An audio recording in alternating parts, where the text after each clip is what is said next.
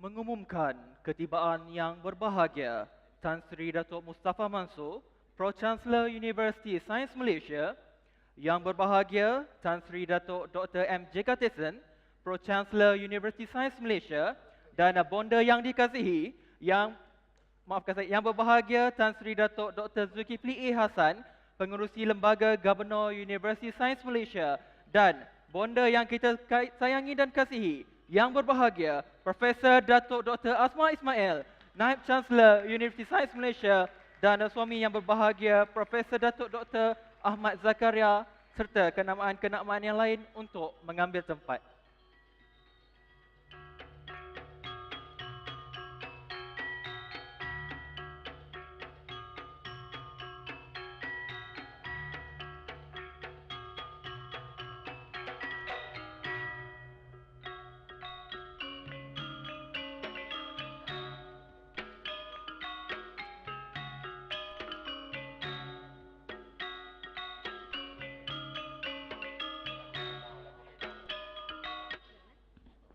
Para hadirin diminta untuk terus berdiri bagi menghormati lagu negaraku dan lagu kebanggaan Universiti Sains Malaysia Menara Ilmu.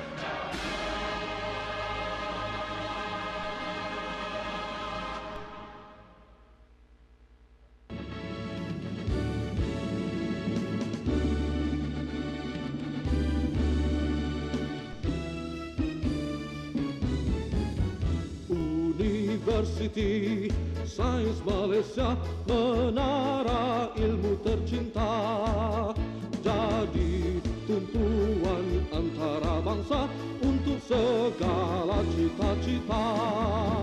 Berinovasi, berteknologi, berwawasan, berkualiti. Biar usaha kami bersemi, hasratnya lah berseri. Universiti Sains Malaysia Menara Ilmu Tercinta, jadi tumpuan antara bangsa untuk segala cita-cita.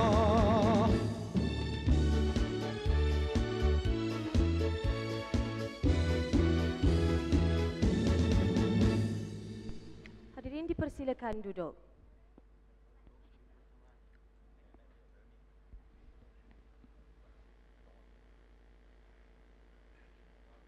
Jadi seterusnya, ayolah kita saksikan video transformasi Universiti Sains Malaysia. Sama-sama kita saksikan.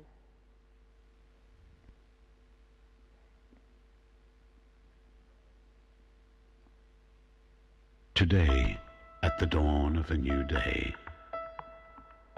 1 in 5 live on less than $1 a day. Where clean water is scarce, where healthcare is limited,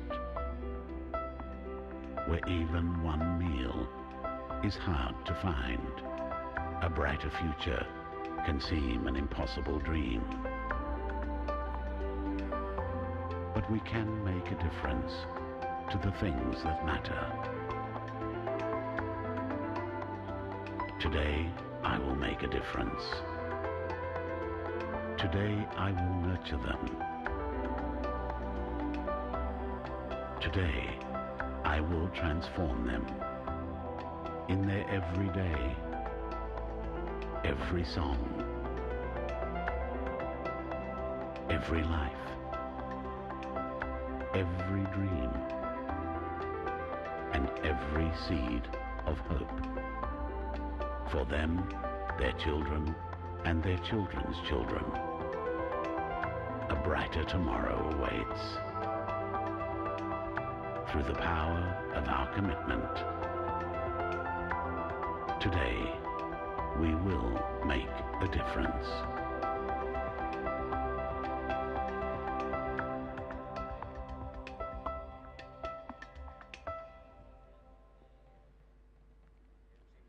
Sayang kumbang mencari makan.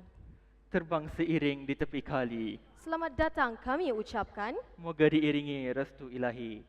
Majlis mengalu-ngalukan kedatangan yang berbahagia Tan Sri Datuk Mustafa Mansor, Pro-Chancellor University Sains Malaysia. Yang berbahagia Tan Sri Datuk Dr. M.J. Gatison, Pro-Chancellor University Sains Malaysia. Yang berbahagia Tan Sri Datuk Dr. Zulkifli E. Hasan, Pengerusi Lembaga Gubernur Universiti Sains Malaysia, turut mengalukan kedatangan bonda yang kita sayangi yang berbahagia Profesor Datuk Dr. Asma Ismail, Naib Chancellor Universiti Sains Malaysia, dan suami yang berbahagia Profesor Datuk Dr. Ahmad Zakaria, ahli-ahli Lembaga Gubernur Universiti Sains Malaysia, barisan timbalan-timbalan Naib Chancellor, pegawai-pegawai utama universiti, tetamu-tetamu kenamaan universiti, dan tidak dilupakan kepada Captain of the Industry, warga USM yang dikasihi, wakil-wakil media, tuan-tuan dan puan-puan sekalian. Assalamualaikum warahmatullahi taala wabarakatuh. Salam sejahtera, salam satu Malaysia, salam saya sayang USM. Selamat datang ke Perutusan Tahunan Naib Chancellor tahun 2018. Dan pada para hadirin sekalian, Perutusan Tahunan Naib Chancellor pada pagi ini diadakan di kampus Induk Universiti Sains Malaysia, Pulau Pinang, dan tim PTNC 2018 akan memandu ke kampus kejuruteraan pada 23 Februari 2018 dan tim PTNC 2018 akan melakukan penerbangan ke Kelantan, kampus kesihatan pada 25 Februari. Dan ketiga kampus ini akan disampaikan oleh Yang Berbahagia Datuk Naib Chancellor dan juga tajuk yang sama semestinya. Bella.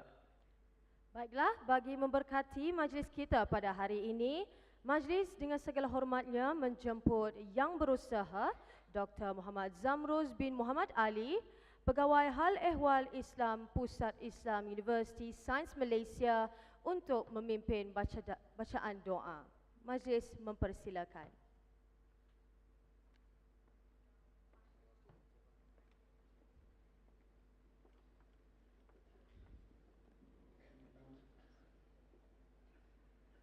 حضرة سيدنا محمد صلى الله عليه وسلم وكافة الأنبياء والمرسلين شيء لهم الفاتحة.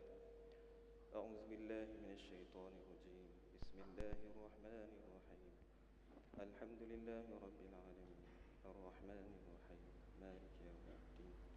إياك نعبد وإياك نستعين. اهدنا الصراط المستقيم صراط الذين أنعمت عليهم غير المغضوب عليهم ولا الضالين. أعوذ بالله من الشيطان الرجيم. بسم الله الرحمن الرحيم. الحمد لله الذي أنزل على عبده الكتاب ولم يجعل له عوجا قيما لينذر بأسا شديدا من لدنه ويبشر المؤمنين الذين يعملون الصالحات أن لهم أجرا حسنا. اللهم فصل وسلم على سيدنا محمد وعلى آله وصحبه أجمعين. Ya Allah, Ya Rahman, Ya Rahim, pada pagi yang disimbahi kemuliaan dan kemurahan rezeki, kami panjatkan doa permintaan kehadrat-Mu, Ya Ilahi. Kuntuman tahmid dan tasbih tanpa henti dengan setiap degupan nadi, memuji mensyukuri keagungan-Mu, wahai Tuhan yang Maha Suci.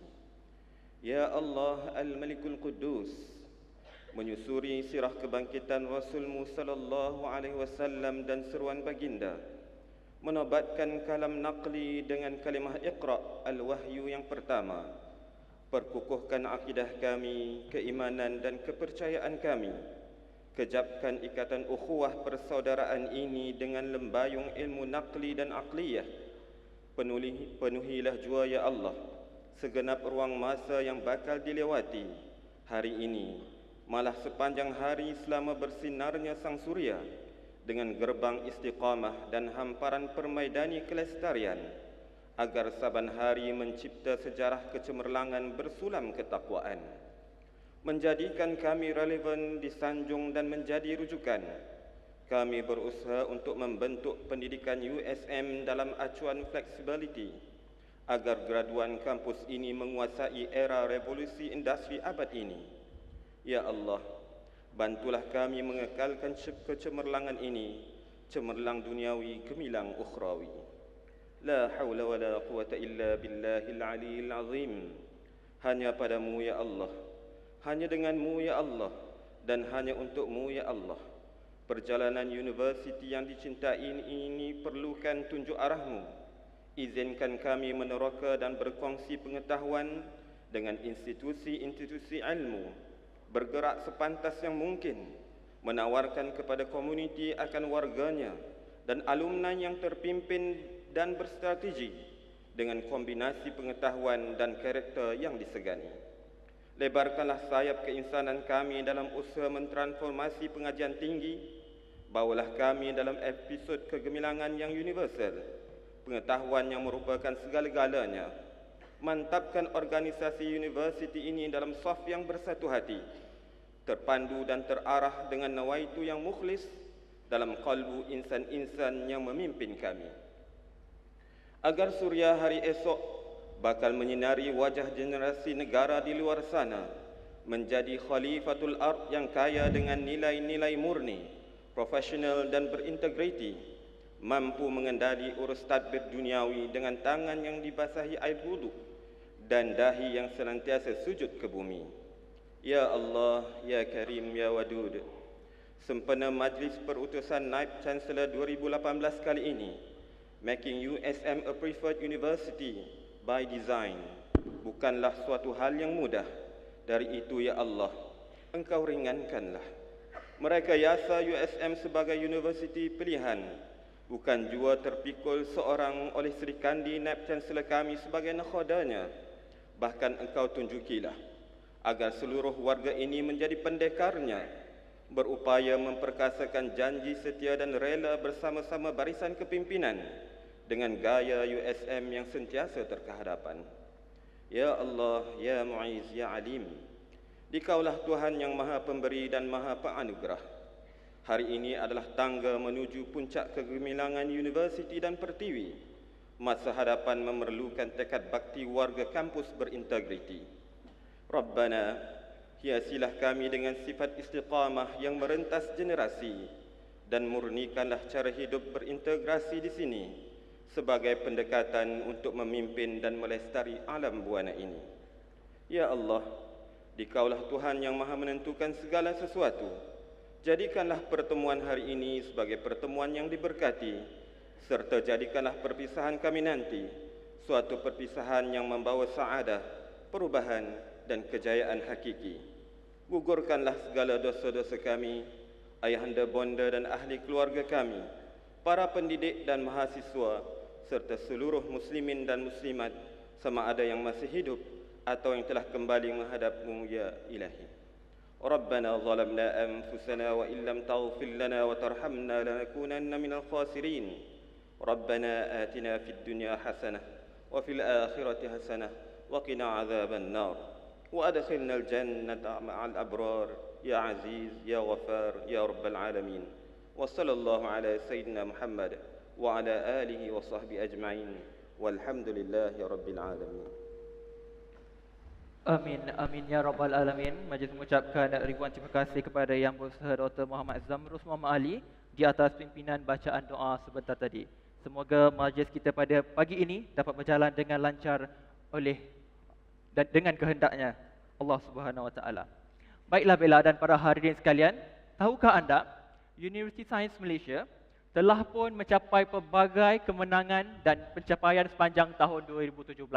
Dan ada satu perkara yang saya ingin kongsikan dengan anda, bahawa pada Sukan C tahun lepas, iaitu KL menjadi tuan rumah ataupun kita panggil sebagai KL 2017, USM satu-satunya universiti yang memenangi 100% acara yang kita sertai, di mana atlet kita sertai dan kita menang semua acara yang kita sertai. Dan USM pada KL 2017 telah membawa pulang sebanyak 5 pingat emas, 1 perak dan 1 gangsa. Dan untuk mengetahui lebih banyak lagi achievement ataupun pencapaian kecemerlangan USM pada tahun 2017, sama-sama kita saksikan VT di hadapan.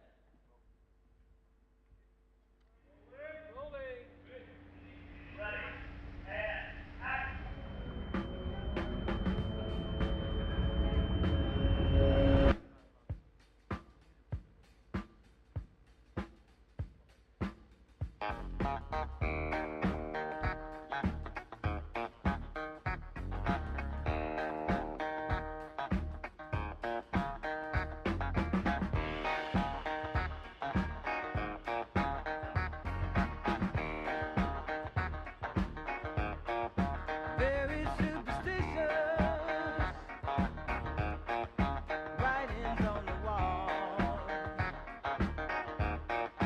Very superstitious, letters about to fall. 13-month-old baby broke the looking glass. 7 years of bad luck, good things in your past. When you believe in things that you don't understand, then you suffer. This is because you are USM and USM is you. Ooh, very superstitious. Wash your face and hands. Let me go the problem. Do all that you can. Keep me in deep. Keep me going strong. You don't want none saving. Sad is the song. When you believe in things you don't understand, then you suffer. Superstition is the way.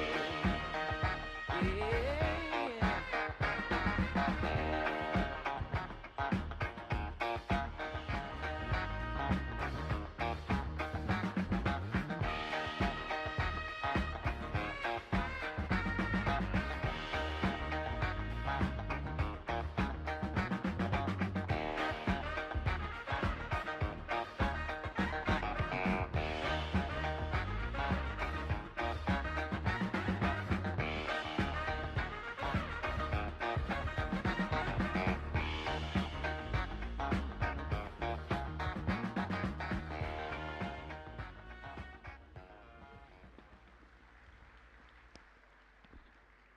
Baiklah, itu dia tuan-tuan dan puan-puan, kejayaan dan pencapaian yang menjadi kebanggaan kita warga Universiti Sains Malaysia. Sila berikan tepukan yang gemuruh untuk mereka yang telah menyumbangkan kepada universiti pada tahun lepas dan mungkin lebih banyak lagi pada tahun ini dan tahun yang berikutnya.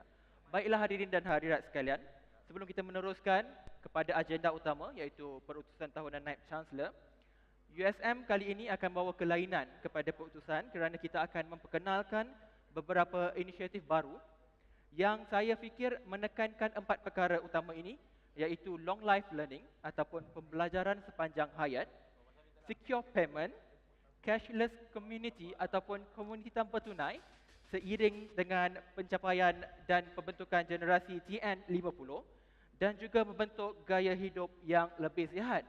Dan di akhir perutusan Datuk Naib Chancellor sebentar sahaja lagi, akan ada satu kejutan yang pastinya anda tidak sesekali mahu lepaskan. Dan ini hanyalah orang kata sangat limited untuk PTNC 2018. Baiklah, jadi kita akan mulakan dengan pelancaran micro-credential for personal and professional development. So, what is micro-credential, ladies and gentlemen? Let me tell you a little something about it. So, micro-credential is a form of professional development in which teachers work to prove mastery of single competencies.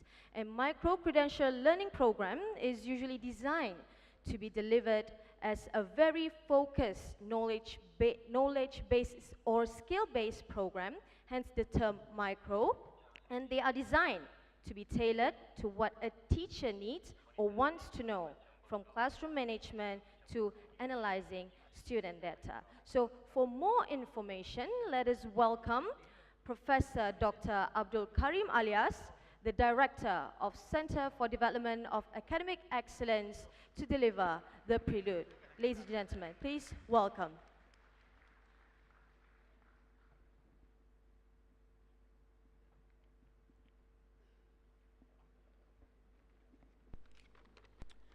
Terima kasih saudari Pengerusi Majlis. Bismillahirrahmanirrahim. Assalamualaikum warahmatullahi taala wabarakatuh dan selamat sejahtera. Yang bahagia Tan Sri, Datuk, distinguished guests, ladies and gentlemen. We are living in a world where things are changing around us. Every time our eyes blink and digital information is being generated at a mind-boggling rate. Therefore, people have to constantly learn in order to remain relevant. It is a known fact that people have different learning needs and they need to acquire new knowledge and skills to improve their practice beyond their formal education. In this regard, University Science Malaysia and Open Learning Global Malaysia Sendirian Berhad have teamed up to create a micro-credential competency-based learning portal, the first of its kind in Malaysia, that enables any individual to earn recognition for skills and competencies they have learned throughout their careers and their life. With the launching of this micro-credential learning portal, USM is charting a new path in offering education beyond the physical boundary of USM campus. We are going global. USM's micro-credential online learning platform will support individual lifelong learners, educators, and workforce in any organization or industry in acquiring desired competencies aligned to their own needs and priorities. The micro-credential program is designed in such a way to make learning and training very flexible, on demand, just in time, manageable, convenient, and most importantly, very affordable. Ladies and gentlemen, USM believes micro-credential is a real game changer in education. It will open up vistas of exciting learning opportunities for practically everyone. Today, this morning, we are very proud to launch the first phase of USM's micro-credential learning portal, which will focus on professional development program for educators, in particular Malaysian teachers. And immediately, in the next phase in our timeline, is the micro-credential program for corporate and industry and for society at large, in line with the YB Minister of Higher Education call for a close collaboration between university and industry. University and industry is one. We will be very happy to work with any organization and industry to develop a micro-credential training and professional development program customized for your workforce. So, ladies and gentlemen, let's empower learning for all and let's make it happen. Thank you. Thank you, Professor Dr. Abdul Karim. Please remain on stage. Baiklah, seterusnya tuan-tuan dan puan-puan, bagi menyempurnakan pelancaran program ini, dipersilakan ke pentas yang berbahagia Tan Sri Datuk Tan Sri Datuk Mustafa Mansor, Pro-Chancellor University Sains Malaysia, diiringi Yang Berusaha Profesor Dr. Ahmad Farhan Muhammad Sadullah, Timbalan Naib Chancellor Akademik dan Antarabangsa, dan juga Mr. Adam Brimo, CEO Open Learning Global.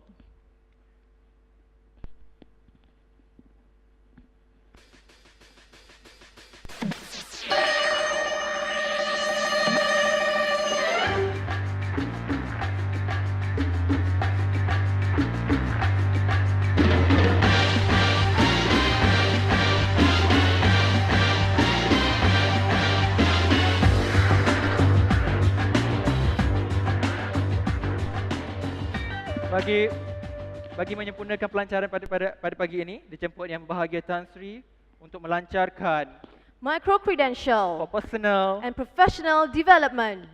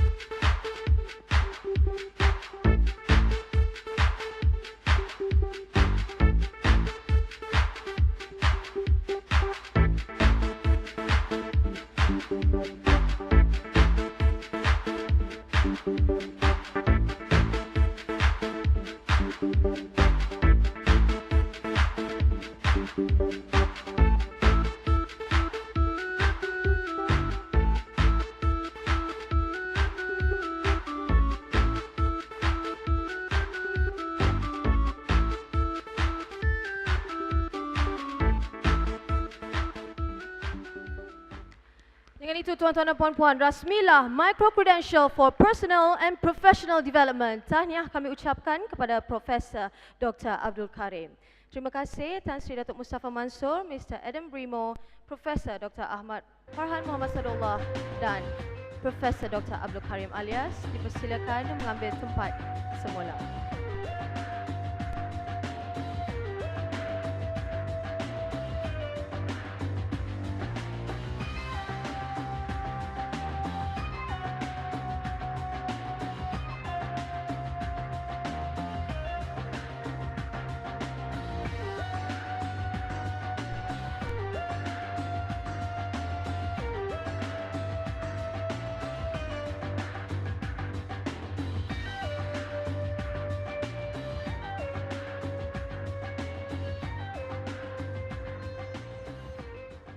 Baiklah hadirin dan hadirat sekalian, jika anda dengar itu baru muzik Mission Impossible, there is more coming up. Lepas ini ada lagu AJL, saya tak pasti lagu apa. Sama-sama kita tunggu surprise yang saya katakan sebentar tadi.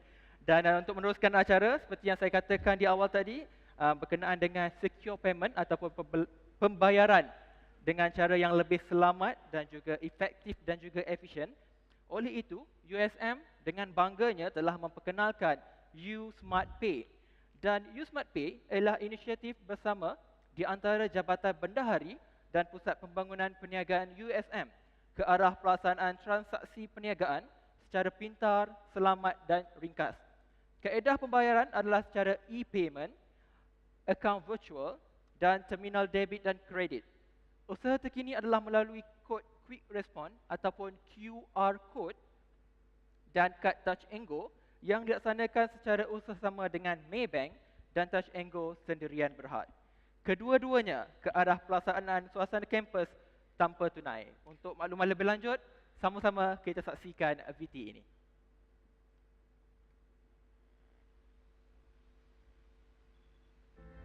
Digital. It is the future. It has changed the game. Your customer is now in control. They demand seamless, frictionless experiences and nothing less. This is a time of unprecedented possibility, a time to turn obstacles into opportunities and bold vision into reality. The path forward is simple.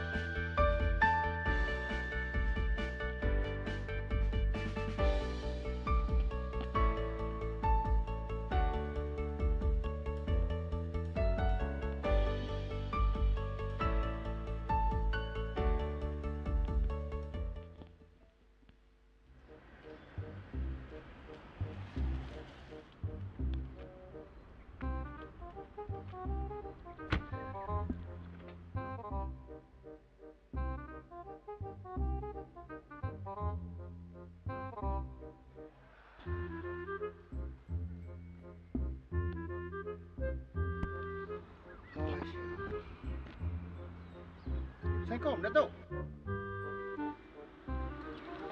Salah tu. Ha? Salah. Ya. Oh, telefon ni lah, telefon pengarah terus.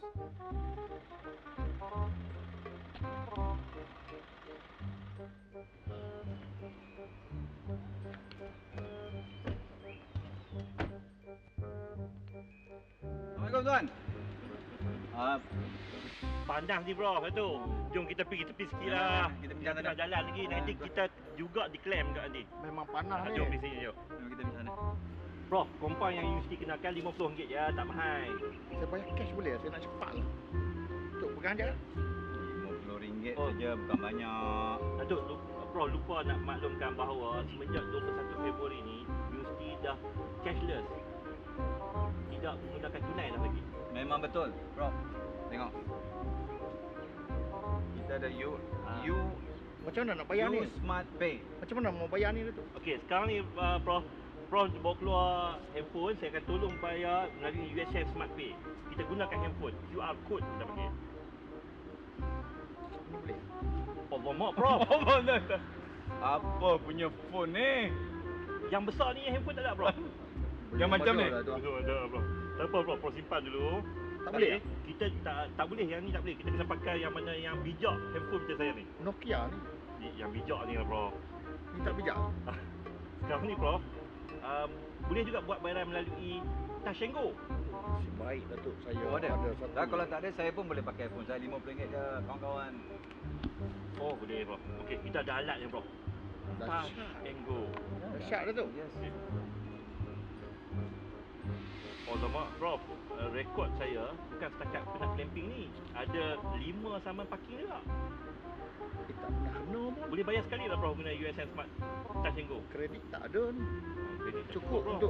untuk satu cukup lah ni. Semua RM30 kali 5, campur ini RM50 bro.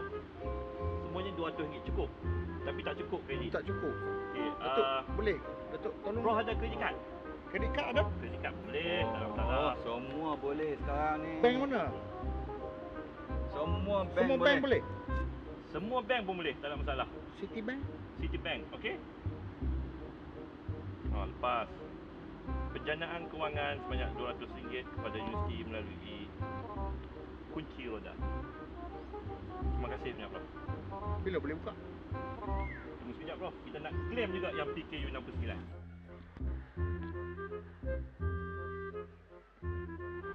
SmartPay, kemudahan transaksi tanpa tunai, gaya USM. Soaring upward. Baik, sila berikan tepukan yang gemuruh kepada para pelakon dan inilah merupakan satu bakat terpendam yang yang ada pada pengurusan tertinggi universiti. Dan mungkin ada wakil media yang berminat dengan kebolehan pelakon-pelakon ini, anda boleh melakukan pembayaran secara USmartPay.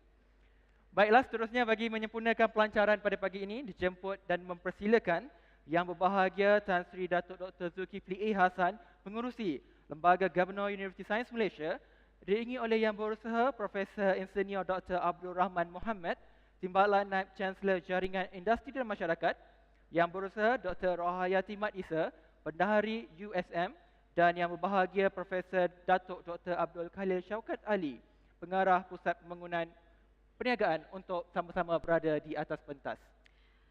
Dijemput juga wakil dari Maybank, Encik Abdul Halim Lehan, Regional Director Penang, Kedah and Perlis Region, sama-sama ke pentas untuk pengerahan sumbangan 10 buah telefon pintar untuk kegunaan Universiti Sains Malaysia kepada Tan Sri Datuk Dr. Zulkifli A. Hassan.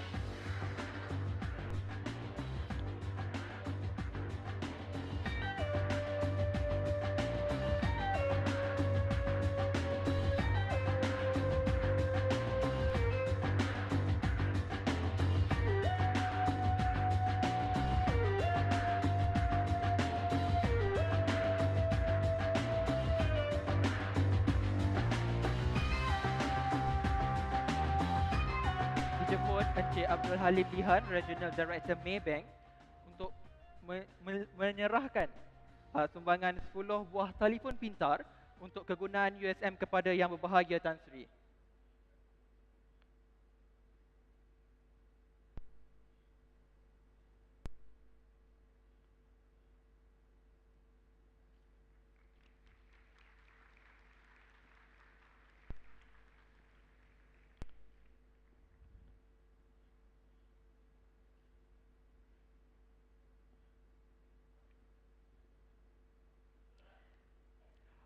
Majlis mengucapkan jutaan terima kasih kepada Encik Abdul Halim Lihan di atas sumbangan tersebut dan dimohon Encik Abdul Halim untuk terus kekal berada di atas pentas.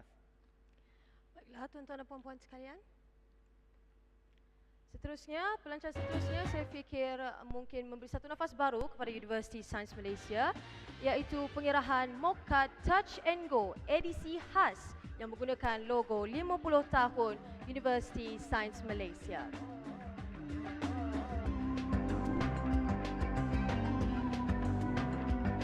Oleh itu dijemput wakil Touch and Go Encik Azman Maddin, Strategic Management Division untuk ke pentas untuk pengerahan tersebut. Majlis dengan segala hormatnya mempersilakan.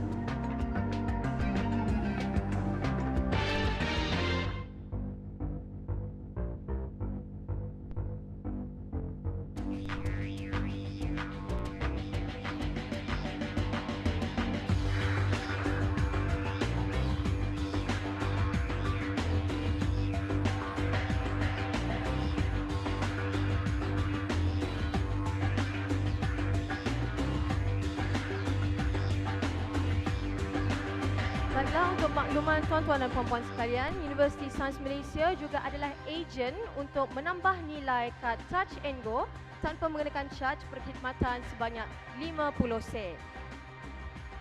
Dan terima kasih diucapkan kepada Encik Azman bin Madin dari Mohon Protokol berada di atas pentas dan dijemput yang berbahagia Tan Sri dan bersama ahli terhormat yang lain untuk sama-sama merasmikan cashless campus dengan menurunkan tanda tangan pada pelak yang telah disediakan. Silakan.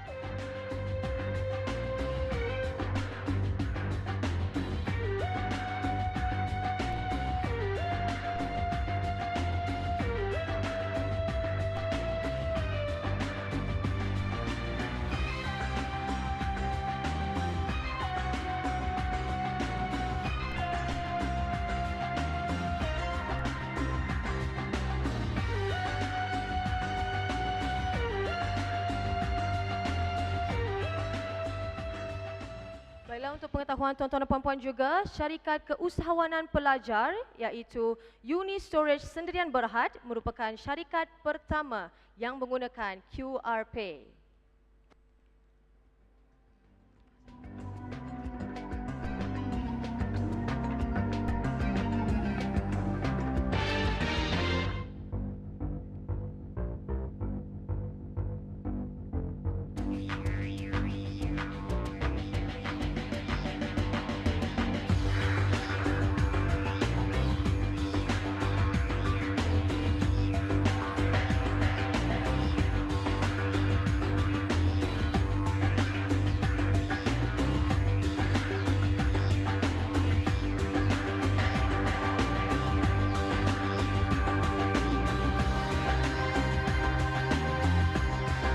Baiklah, maka dengan itu maka rasmilah perasmian Cashless Campus Universiti Sains Malaysia.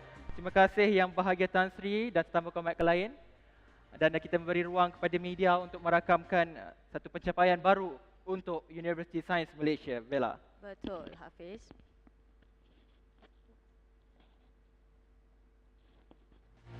Dan sekali lagi terima kasih yang bahagia Tan Sri dan tetamu komat yang lain. Semua tamu dijemput untuk kembali mengambil tempat duduk.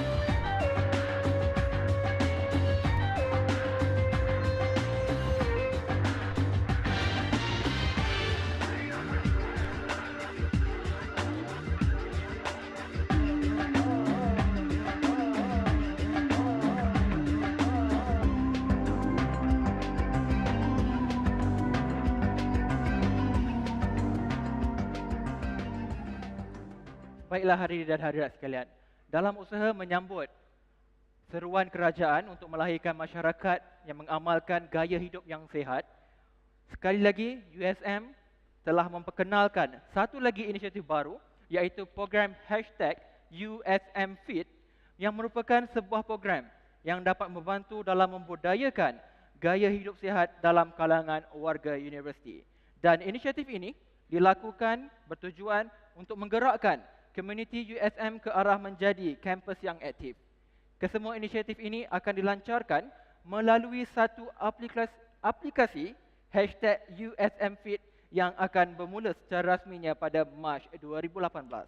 Jadi hadirin sekalian, majlis menjemput pengarah Institut Pergigian dan Perubatan Termaju IPPT Universiti Sains Malaysia, Dr. Norehan Mokhtar untuk menyampaikan penerangan ringkas mengenai program dan juga aplikasi #USMFit. Majlis dengan segala hormatnya mempersilakan.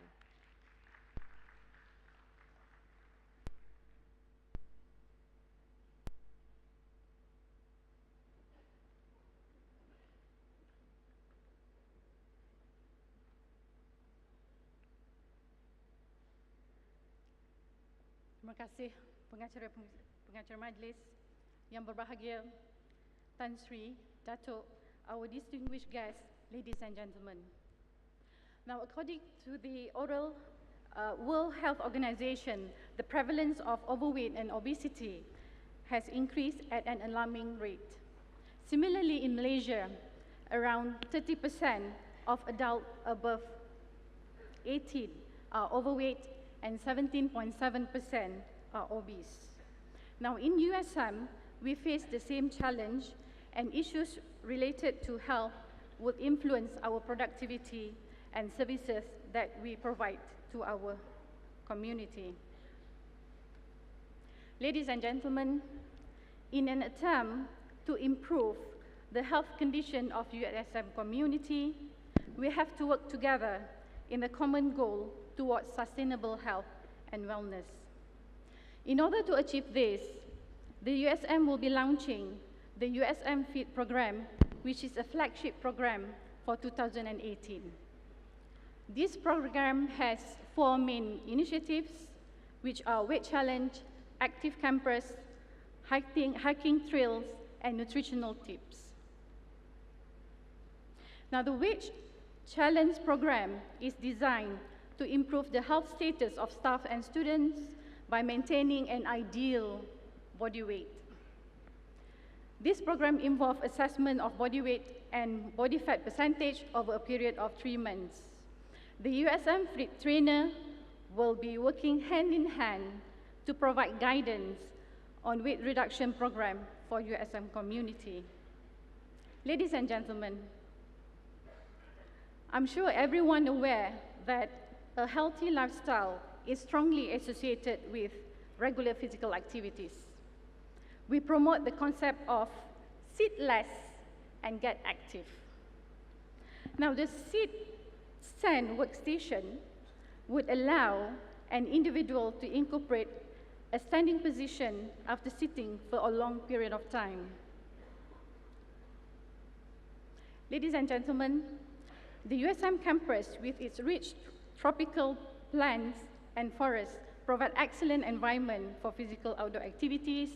In line with this, the hashtag USM Fit Train are currently being established in all campuses. The main campus, for example, has 3 trails that cover a distance of 1 kilometer across beautiful landscape. Now, the description of the trails can be downloaded from the apps. When it comes to nutritious food, we may want to know what to eat and what to avoid. The USM Fit apps will provide information on healthy food choices and help the user to design their daily healthy menu. So ladies and gentlemen, all these initiatives will be applied via a USM Fit apps, and it will be your partner that will alert which initiatives to take and track your performance. So that's bring me to the end of the prelude. We would like to officially launch the hashtag USM Fit program. Thank you. Terima kasih Yang Berusaha Dr. Norehan Mohtar. Baik, sebelum kita menjemput tetamu kehormat kita untuk merasmikan secara rasminya hashtag USM Fit, ada satu trivia yang saya ingin kongsikan. Tetamu kehormat yang akan merasmikan adalah merupakan individu yang memegang rekod selama 30 tahun sebagai lelaki terpantas di Asia, bermula pada tahun 66 sehingga tahun 1999. Dengan ini, majlis dengan sukacitanya menjemput yang berbahagia Tan Sri Datuk Dr. M.J. Gatison, Pro-Chancellor University Sains Malaysia, diiringi oleh yang berbahagia Profesor Datuk Dr. Azma Ismail, Naib Chancellor University Sains Malaysia, untuk melancarkan aplikasi hashtag USMFit. Dipersilakan.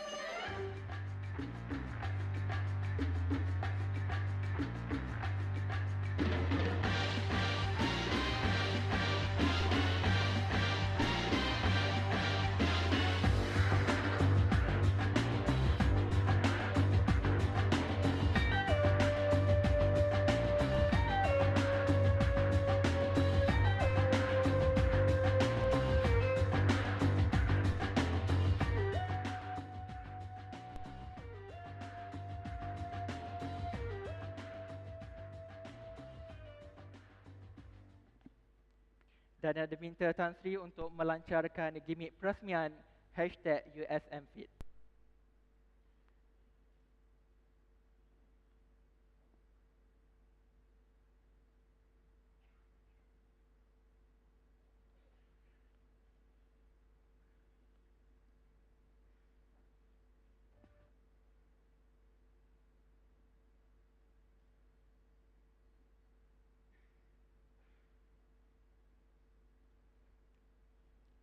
Okey, yang berbahagia Tan Sri akan menekan challenge accepted dan secara rasminya ianya akan dirasmikan.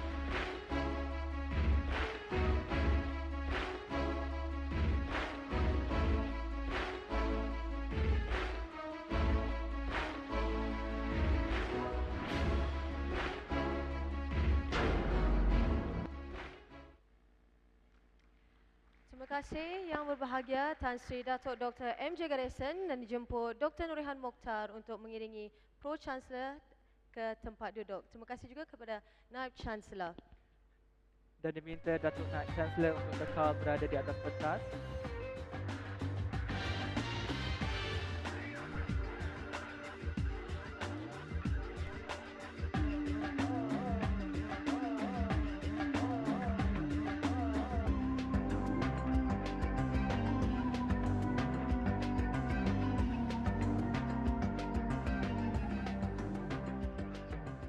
Baiklah hadirin dan hadirat sekalian, our mama is here. Mama kepunyaan University Sains Malaysia, dan saat yang telah dinanti-nantikan telah pun tiba, dan kejutan yang saya katakan sudah pun menghampiri masanya.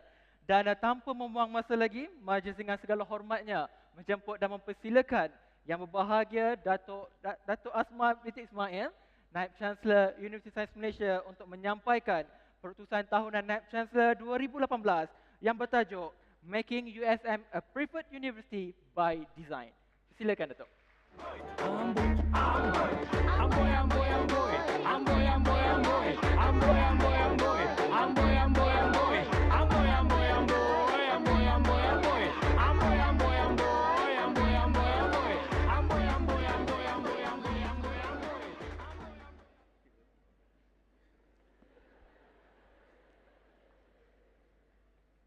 Bismillahirrahmanirrahim. Assalamualaikum warahmatullahi wabarakatuh.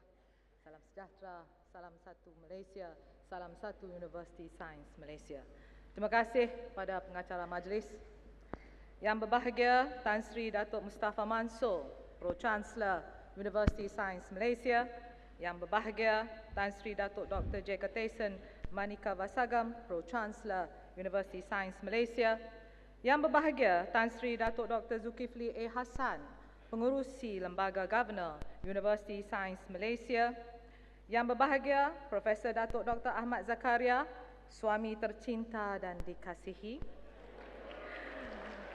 Yang berbahagia ahli-ahli Lembaga Governor Universiti Sains Malaysia, semua timbalan-timbalan Naib Chancellor Universiti Sains Malaysia yang saya kasihi, pegawai-pegawai utama universiti, tetamu-tetamu kenamaan universiti, all captains of the industries, thank you for being here. Semua warga USM yang saya kasihi, wakil-wakil media, tuan-tuan dan puan-puan sekalian. Before I proceed, I would like to say this. It takes a large number of people to actually make today a success. Ladies and gentlemen, let's give a big hand to all the unsung heroes who have spent so much time to make today a success.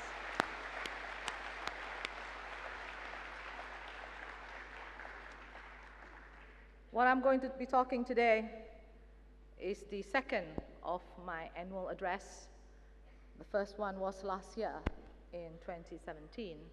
This is now 2018, and I'm going to be talking about making USM a preferred university by design, ataupun merekayasa USM sebagai universiti pilihan. I'll be covering on disruptive changes and their impact on higher education. What are we going to do about it? We hear it all the time, but what are we going to do about it? And making USM the preferred university by design. Alhamdulillah syukur, genap sekarang ni 1 tahun, 4 bulan, 21 hari, beberapa minit dan second.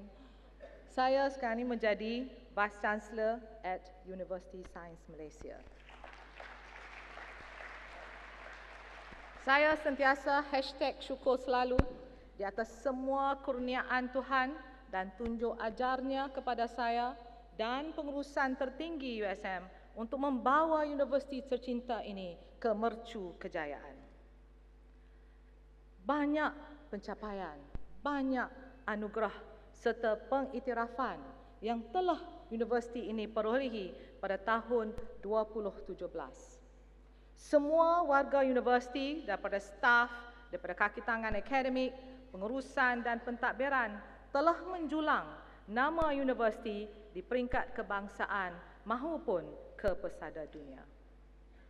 What I want to say to you is that at the end of the day, USM headline KPIs in 2016 kita ada sedikit merah 23.1%. The aim of the game is to no longer have red for this university. And in 2017, alhamdulillah kita telah mendapat 64.3% hijau, 35.7% kuning dan tiada merah. Therefore, tahniah kepada semua.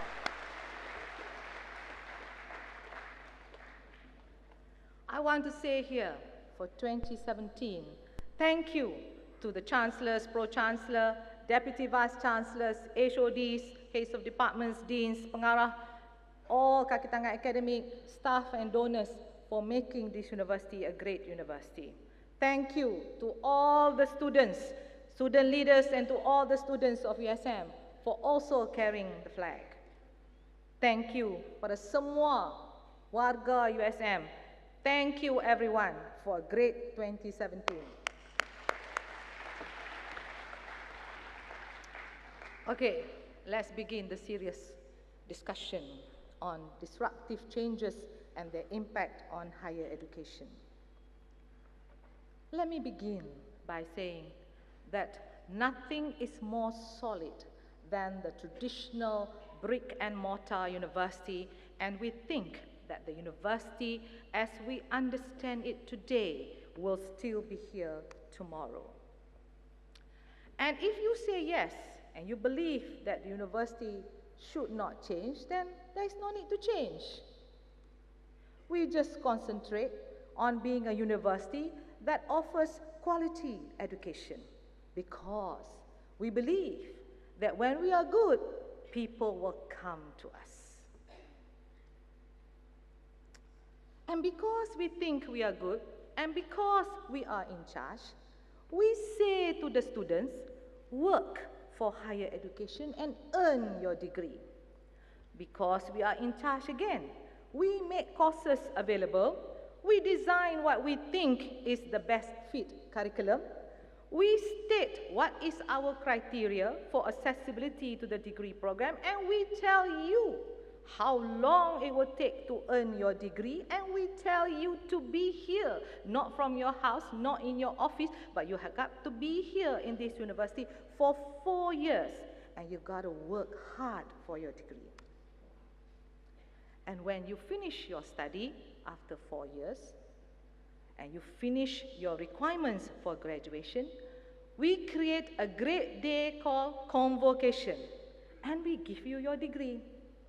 We hope that you have learned something useful while you're here in USM, and you can use that knowledge for the next journey in life.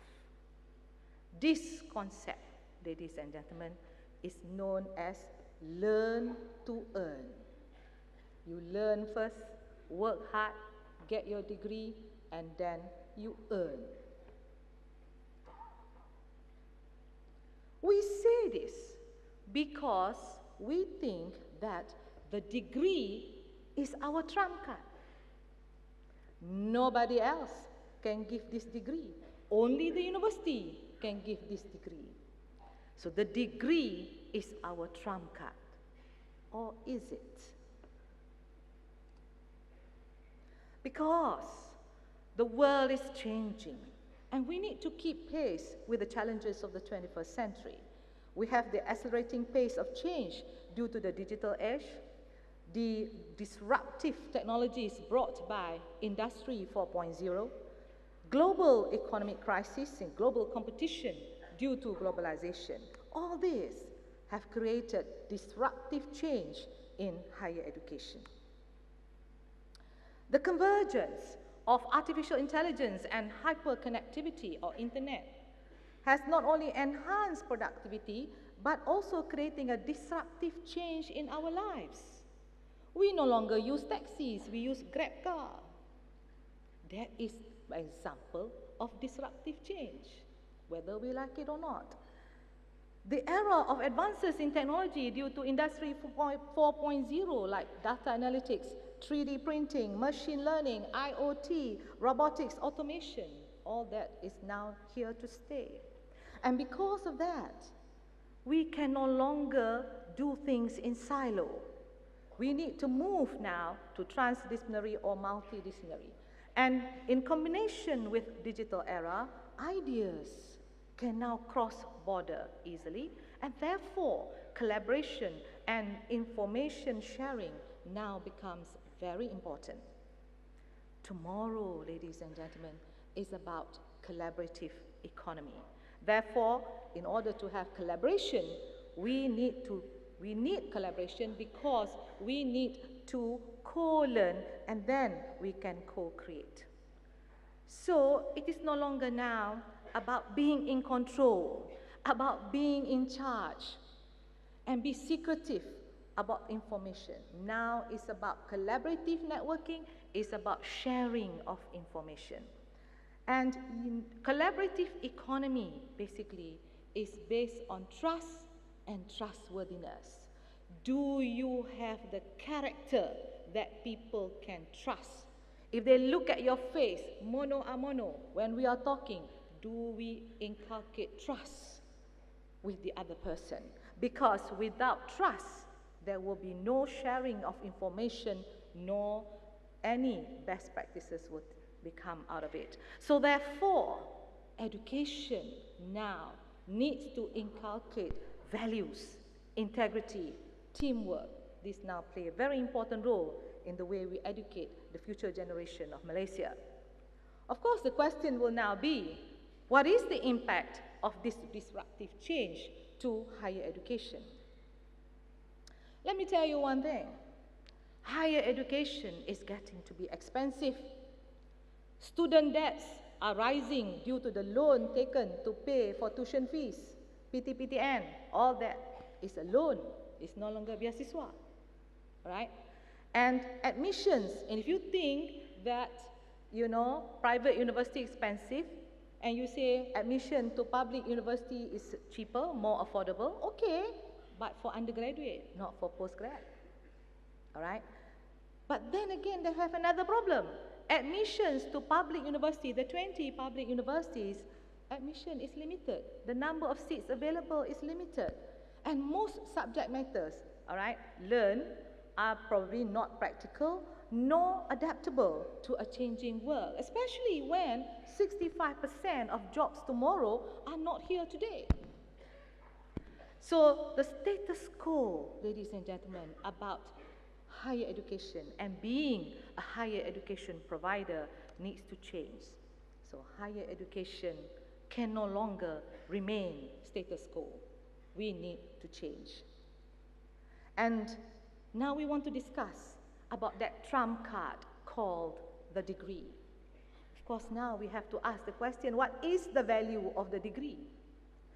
With the advent of globalization and global economic crisis, employers now want industry-ready graduates.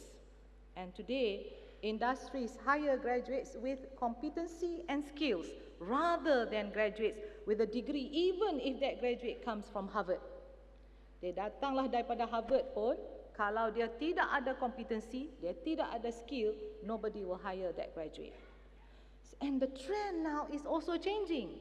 Instead of getting, okay, where's your degree? Now employers are saying, what can you do? Can you do this? Can you do it brilliantly?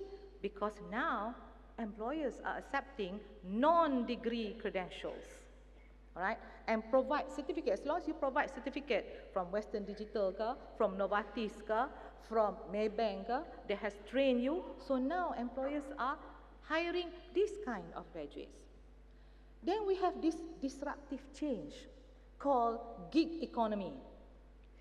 Gig economy means there's a lot of us now who have the skill, but we can now offer to do the job without contract. And we can offer to do the job for less. Jadi employer mana tak nak you? So bagi mereka yang bersara pilihan, this is something that you can now do. The skill that you have can now be offered. So employers now will obtain a cheaper but more effective workforce to perform the tasks required based on their competency and skill. All right? So now we find that there is now a new change in town. Competency and skills now matters. So the degree, as we know it, is slowly but surely beginning to lose its value. So again, I put to you, higher education needs to undergo change. Then again, the students are also changing. Before, during my younger days, we say, whatever, and the students now say, gapa ever. And I say, send separate messages to me, and the students say, yes, PM tepi. So even the students and the kind of language they're using is changing, and we from the old school probably needs to catch up. Because the students nowadays are always connected. You know, they go everywhere with this handphone of theirs, right? Easier and faster, basically, to get information via internet than reading a book. And we have many professors say, if you don't know how to read a book, you cannot graduate. You have to feel that paper. Yes, the students are reading the book, but the book is digital. They no longer touch paper. And if they go digital, knowledge is now available upon demand. As I'm talking, gig economy, apa ke bendanya gig economy? There, you can now Google and you can find out GIG, what the is GIG, and it will tell you immediately what GIG is. So this is definitely now different from the yesteryears of students who passively sit down, listen to your lecture, and think that you're God. All right? And these kind of students never question you. They take down everything you say as if these are pearls of wisdom, and they read from printed textbooks and they write little essays. Now they copy off from the internet. So the new students now require a new learning paradigm and a new learning experience and new learning space. Mungkin bukan dalam konsep begini sekarang seperti classroom. All this while at USM and all the public universities, we always concentrate on student kemasukan, admission, based on UPU. And we forgot that there's a large number of students out there, and these are called the non-traditionals. They are members of the workforce. They are lifelong learners. We forgot about them. We concentrate only on students that come in melalui UPU. So there are many more potential students that are already working, and they too, even though they are working in the workforce, they too need accessibility to higher education in order to learn, to upgrade their knowledge and skill sets with or without a degree. These are called non-traditional students. They are members of the workforce, either government or industry, and they are lifelong learners. Because right now, these non-traditional students, they have varying levels of education and experience. They cannot afford 4 years to complete their university degree because they have to juggle family and other responsibilities while they are completing their studies. And they need to work part-time or full-time. So what you going to do about these students? Because to them, degrees should be about how much the students learn rather than how many hours they spend in the classroom. For these students, it's different. It's not about earning the degree now. For these students, competency-based education becomes very attractive compared to the traditional model. And in the United States, we find that the non-traditional students stand at 75% and only 25% are actually in the university. So, ladies and gentlemen, as we move into the era of income generation, non-traditional students now become a new marketplace for higher education. The disruptive change also now has brought about the fact that knowledge is ubiquitous, is everywhere. With the digital age, knowledge is no longer confined to the classroom and the lecture halls. Knowledge is available faster and upon demand and available at the fingertips. MOOCs, kita dah ada MOOCs sekarang ni that have enhanced accessibility to higher education. And concepts like edX, from Harvard, have got many courses taught by Harvard professors that is now made available, sometimes even free. And students now Google instead of going to the library. So the librarians also need to figure out how to attract the students to stay in the library, because most of them are getting all the information via Google. And they can get access to all the lectures taught by the best in the world without having to leave home. And one good thing about this is that women who are not allowed to go to universities can now get to learn via the internet. So with all this, why bother to study in the university when you can study from home? We can study from your workplace. Why bother to come to the university? The global economic crisis has created the biggest tsunami impact to the universities. Operational budgets to support the university now start to decrease. It is no longer going to come back to what it was before. Public universities in Malaysia overnight needs to now find means and measures to stay alive. And with the rising salary of staff, emolument actually makes up the biggest chunk of the operational at the university. So now, vice chancellors of public university needs to be having entrepreneurial mindset. No longer just about academic. Dia kena balance, dia kena hebat dua-dua. Academic pun hebat dan menjadi entrepreneur pun hebat. Public universities now need to be entrepreneurial and generate surplus. Bukan profit. We are not a private higher education. We are public higher education. We generate enough money to create a surplus that can now make our university advance to the next level. Then again, lecturers are also changing. We have in this university a mixture of the young ones, the middle one, and then there is the mature ones. Right? Today, ladies and gentlemen, Professor Google now takes over, and professors in the university are no longer the fountains of knowledge. Because it's faster to get Professor Google to answer than Professor Asma to answer. Okay? Lecturers can be anywhere with video conferencing or online. So now we are evolving from being the guru or expert towards now being a guide to allow the students to discover learning and critical thinking. Dulu we teach. We don't know whether they learn or not. We teach. Now we have to now encourage them to learn. You see the difference? You no longer teach, you guide them to learn. All right? So, lecturers or educators also now need to be retrained and accredited with the new delivery of learning and teaching. Then there is the problem of competition. Globalization has also increased competition among the universities. The new emerging change that we see now is to convert to 30% teaching, 70% online. And once we convert to 70% online, suddenly it makes the university more attractive and more competitive. And suddenly the students are no longer these UPU students that we have to take care of, or the postgraduate students that is now inside this university, but now the students is all over the world. Okay?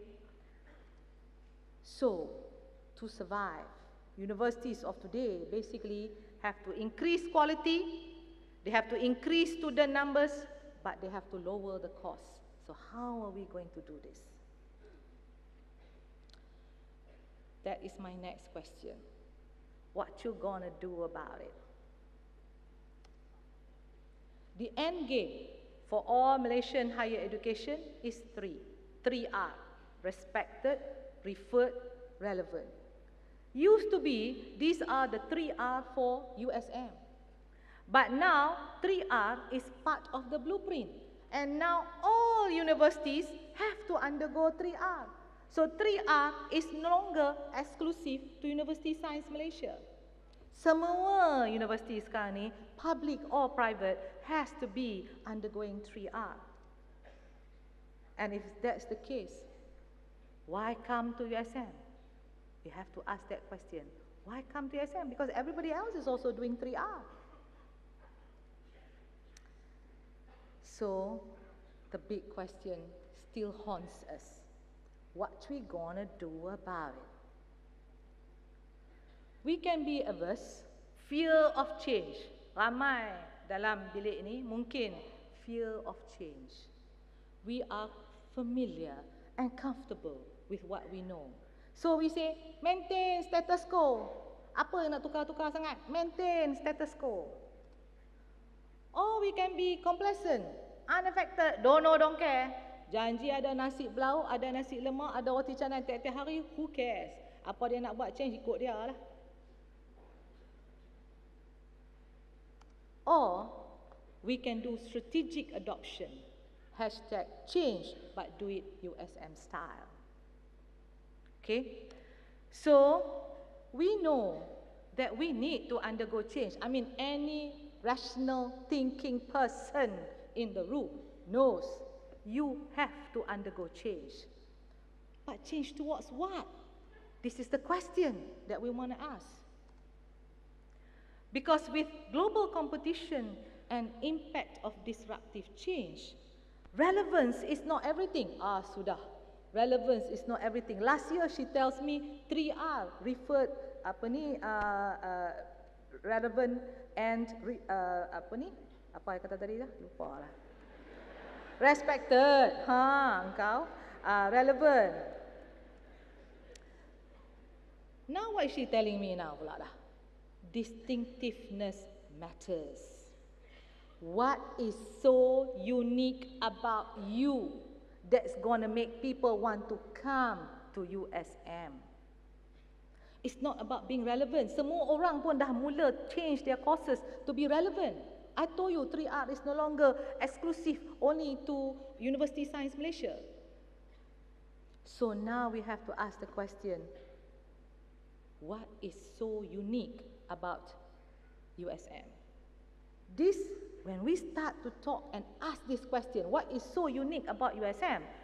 This is no longer about ranking. Jadi semua profesor dalam bilik ni yang terlalu allergic to ranking, don't worry, we are not talking about ranking. Being high in the ranking cannot stop this disruptive change in higher education. We need to be prepared today with strategic differentiation. All right? Because it is understood that it's hard to please all the stakeholders all of the time. But it's very important to ask the question, are you the preferred university each time? The question then, is USM the preferred one? Okay, let's look at our apex. Ramai lupa dah what the is apex. Apex, apa tu apex? Okay, let me remind everybody about apex. Okay, we got the status of apex in 2008. Hafal benda ni sebab from now on Dr. Musa semua kenaikan pangkat. Saya minta untuk tanya soalan ni kepada calon-calon yang ingin kenaikan pangkat. Sebab kalau dia tak tahu pasal universiti dia sendiri, macam mana dia dapat kenaikan pangkat dalam universiti ini? Alright, after this I know my slides will now go viral. Okay, sebab nak hafal slide ni. Okay, apex. Ladies and gentlemen, we got apex in 2008. Bukan 2009, bukan 2010. Hello, 2008. Hafal. Okay. the vision of Apex is to transform higher education for a sustainable tomorrow. USM, our mission is to be a pioneering transdisciplinary research intensive that empowers the bottom billion and transform their economic well-being. But you lupa one thing, tiap-tiap kali kita tengok video transformation, kita nampak yang ni, transform bottom billion. Kalau tanya driver saya pun dia kata, apa benda ni? Bottom billion, punggung beribu, ya. So, that he can tell me. Alright, but bottom line, he forgot also, and everybody else also forgot about the values of Apex. You forgot this part. The values of Apex, daripada dulu lagi kita kata dah, this university must provide quality, must provide equity, availability, accessibility, affordability, and whatever we do gotta be appropriate to the culture of the people that we use as the target audience or the target client. Kita dah janji benda ni. Right? Tapi kita lupa. And the trust of this university, tak payah saya tanya. This university stress on knowledge. This university kata daripada dulu lagi, USM must be future oriented. This university dari dulu lagi kata, USM must be unique. Alright?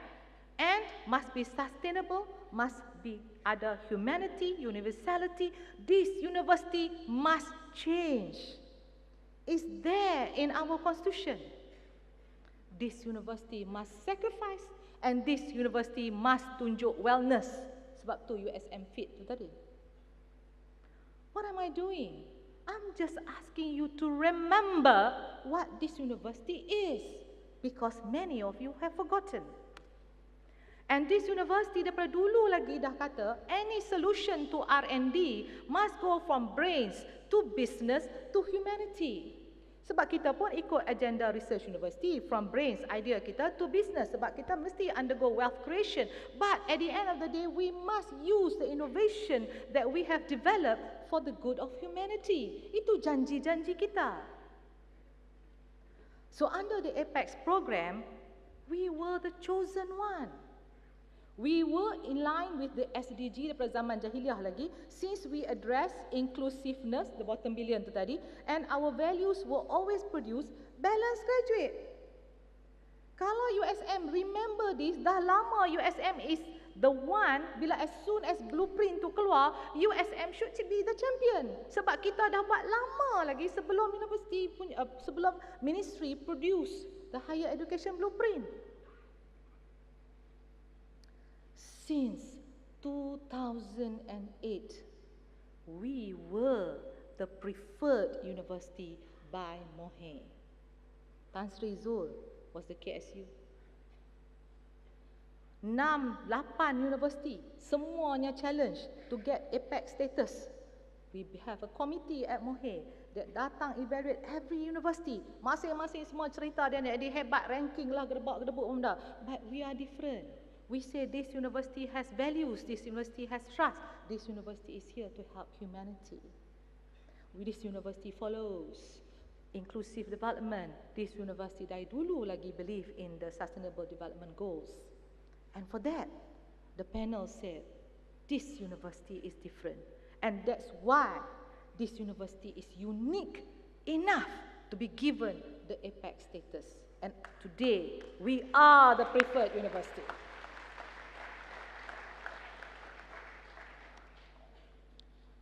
So the question sekarang ni, dengan industry 4.0, dengan all these things, is Apex still relevant? Ni menolong pada humanity ni rasa macam so soft, you know. Whether we should be now, you know, go hardball on IoT, on artificial intelligence, on disruptive machine learning, deep learning, maybe we should go to that.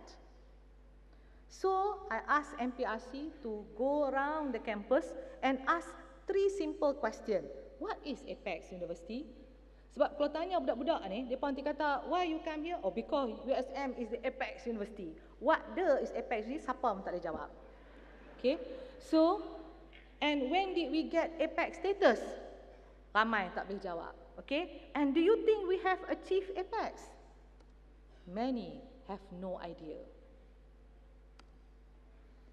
Do you know why? Do you know why most of you have no idea about Apex? Because we had grand ideas, but we did not follow up with action plan. Without action plan, ladies and gentlemen, we will not unlock policies that will facilitate the Apex agenda.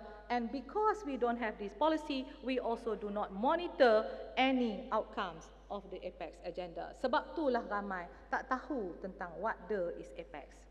And as a result of that, many batches of students have graduated since 2008, but no one asked nor monitor if they had Apex values in their DNA. No one asked because there was no monitoring. So the question now is that, is Apex still relevant? So in the days, ladies and gentlemen, of disruptive change, with the advent of Industry 4.0, the last bastion between human and machines is about putting people in the center. It's about values, and the end game is about humanity. So, ladies and gentlemen, yes, Apex is very much relevant. So the big questions now for the university, for USM to be the preferred university, what is our strategic differentiation? What is so unique about USM that we will attract majority of or a chosen target group of students? Can we be the magnet that will attract the majority of our stakeholders? So in striving for uniqueness, barulah we lead, barulah kita ni menjadi anak sulung dan bukan sentiasa menjadi anak bongsu. Faham? Anak sulung will lead. Dia akan memimpin. Anak bongsu dipimpin. Orang lain dah buat, baru kita nak join the bandwagon. Inilah saya panggil anak bongsu. Jadi sekarang ni, motto of this university, we lead. Kita perlu menjadi anak sulung in most of the activities that we want to do. But we need big ideas to answer the questions that we just posed. So, the next thing is, how should USM address the big questions by design? So, to do that, kita ada bengkel plan strategik dan pembangunan plan tindakan USM 2018-2020. Sekarang ni nampak tak? Plan strategi kita tak mainlah 5 tahun. 5 tahun is too long. With disruptive change, we kata 3 tahun, halas. We need to change. If our plan is for 5 years, we don't have time to change. Orang lain dah pergi ke bulan, kita masih duk buat benda yang sama. So sekarang ni kita kata, kita akan buat this planning only for 3 years. Alright? We will ask the question, this is the big questions that Tan Sri Tengku Mahathir, our LG board, has posed to us.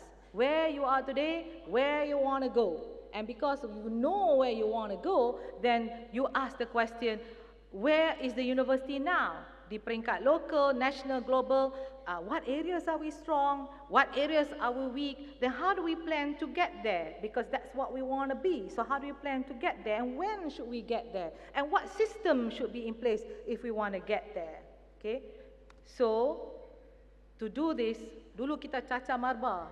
Sat ada idea baru, sat blueprint, sat new economic model, tak tahu mana. So, lah ni kita align dengan blueprint dan everything else that the government wants to be done for the country. Senang sikit buat kerja. Kita punya KPI pun senang deliver.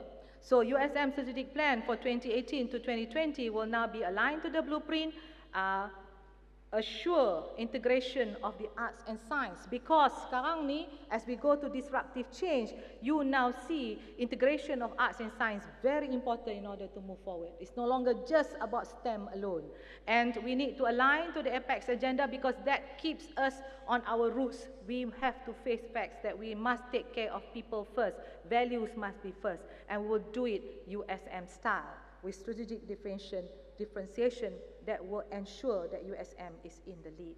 And we must do it in line juga dengan Sustainable Development Goals, alright, to ensure take care of poverty, well-being and all that, all these 17 areas. And it has also to be in line with the Minister of Higher Education mandate 2018, knowledge, industry, humanity. So we will try to show you how we are planning to do this. This, in essence, is USM strategic model to be a preferred university. We will study the politics, the economic, the social, the technology, the legal, the environment, the pastel. We will do the SWOT analysis, and after we have done that, which we have done, that's how we come up with the USM big ideas. And that these big ideas must undergo ABC, which is to align to the Malaysian Education Blueprint, A. B is to have a business orientation model. C is to raise the competency of the talent, because dulu kita tak tahu mana kita nak hala. Kalau kita dah tahu mana kita nak hala, then now we will make sure that we train the lecturers, the staff to now be aligned to where we want to go. And D, always, whatever we do, hashtag anak sulung. Where is the strategic differentiation that we want to be? Barulah sekarang kita boleh declare kita ada 3R. To be relevant, to be referred, to be respected, to be a preferred university. We will be sharing with you, town hall sessions will be done to get your feedback and inputs, all right? So now, I'd like to share with you the strategies that need to be aligned to the blueprint. First, for all the students in the hall, let's discuss about hebat. This is hebat students of University Science Malaysia. I say this and I say this over and over again. You are USM and USM is you. How you behave, what you do, your success is USM success. Because, again, you are USM and USM is you. So as an apex university with apex trust and values, USM is committed to produce graduates with the right attributes in order to be relevant to the challenges of the 21st century. So, shift 1. Dalam blueprint, semua ada 10 shift. But the one that UNESCO, Stanford, Harvard said, the best that Malaysian higher education blueprint has, which is different from other blueprints in the world, is shift 1. The ability to produce holistic, entrepreneurial, and balanced graduate, and to show evidence of how this is to be done with integrated CGPA. Okay, so H, holistic, entrepreneurial, balanced. This is by the ministry, and articulate and thinking graduate is hashtag USM style. Therefore, hebat. And when you now have hebat, how do you measure the student have hebat? If you don't measure, how to monitor? So you have to create this hebat index. And this hebat index will include words like altruism, leadership, entrepreneurial, all this, B, A, T, semuanya ada kat sini. So you can take your time to look at this. But what's important is that for HEPA and the gang to develop now, execute and measure the hebat index. It's going to be a very difficult thing to do, but it's not impossible to be done. Okay? And the government has already said, if you want to measure a balanced graduate, then you do integrated CGPA. So we have that, but we also have now the hebat index that can also now be measured. It is intangible, and we will now develop the index to how to measure this. So we can do this separately, mana dia nampak the ICGPA, and then dia nampak the hebat, ataupun it can be interspersed onto the spider web. So this is something that we will figure out later this year. Barulah bila kita ada this measurement, you can now say, I am USM by design. Barulah sekarang kita boleh menonjolkan pelajar-pelajar kita untuk memenangi anugerah tokoh siswa negara. Ini yang menyumpahkan KPI pada Datuk Adnan. Saya ni tunggu lama dah bila nak dapat lagi ni tokoh siswa negara ni. So therefore Datuk Adnan, this will be your year to deliver for us. The next question is, what needs to be in place to ensure hebat graduates? We cannot be talking PM-tepi. All this while, PM-tepi tahu, semua on the side. All this intangible community engagement, gedebak-gedebuk, semua kita buat sebagai koke. Kalau koke, ada budak buat, ada budak tak buat. So we've got to now institutionalize by developing policies and guidelines to make sure now service learning, entrepreneurial skills development and innovation is now integral to the curriculum, right? And to create this global mindset of our students, we're going to expand program to develop students now with global mindset. And our big idea now is to have USM Go Global, one passport, one student. Semua pelajar USM coming in akan ada pasport sebab sebelum dia graduate, dia mesti keluar to go to another country to learn about the culture of the people. Alright, so it's going to be compulsory. We will start this in badges or in progress for certain programs dahulu before the whole university. So at least 1 week overseas exposure program as part of the academic and entrepreneurial activity like mobility ke, ataupun APUSEN mobility ke, ataupun ASINET ataupun IMTGT punya program. So there's a lot that I can share after this. We also want to teach you 21st century skills by changing the way we are teaching the students by providing a better learning experience and learning space for the students to now have learning and innovation skills, digital literacy skills, and career and life skill. And this is where Professor Farhan, KPI for the year, to be able now to introduce flexible and adaptable programs by this university. Another very important one is to do frivo education. Okay, tertanya di hati kecil, what the is frivo education? Short for frivolous education. Frivolous education, mari universiti buat frivolous education. This is under the new concept yang launch tadi, micro-credential. You never know what kind of skill you need. Yes, you are a lecturer, but do you know how to change your tires bila tire pancit? Of course not. So, frivolous education will allow you to learn how to change. You are the suami. Bila isteri decide to go on vacation, do you know how to cook for yourself? Instead of pergi kedai lah. So, do you know how to do this? Alright.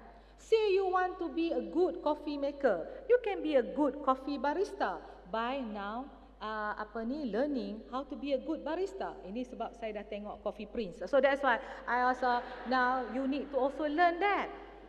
Alright? So these are frivolous education, may not seem important, but you never know you're going to need it one day.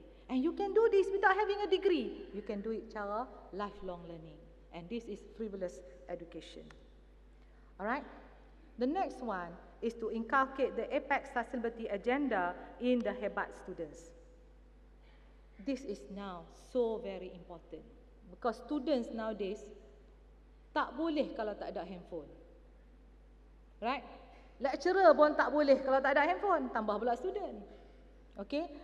This is creating technology addiction. Because among the connected, the more connected you are, the more lonely you become with less and less human interaction. Betul tak? That is a fact now. Can I meet you? Oh yeah, sure, let's Skype. Tak mau dah jumpa face to face in the kopitiam. Okay, so things are changing. So therefore, macam mana kita nak pastikan pelajar-pelajar APEX ni is touching base with humanity. And we asked to do this via community engagement. Because, ladies and gentlemen, it takes a whole village to educate a child. The student doesn't learn everything from the classroom. The student will learn a lot from the outside. This is experiential learning. Okay? This is now the new buzzword. Kita dulu panggil community service, bakti siswa. Tapi sekarang dah tukar jadi community engagement. Sebab we are not talking about service, we are talking about help giving the fishing rod and not the fish. That is community engagement. Now suddenly, the world is talking about social learning.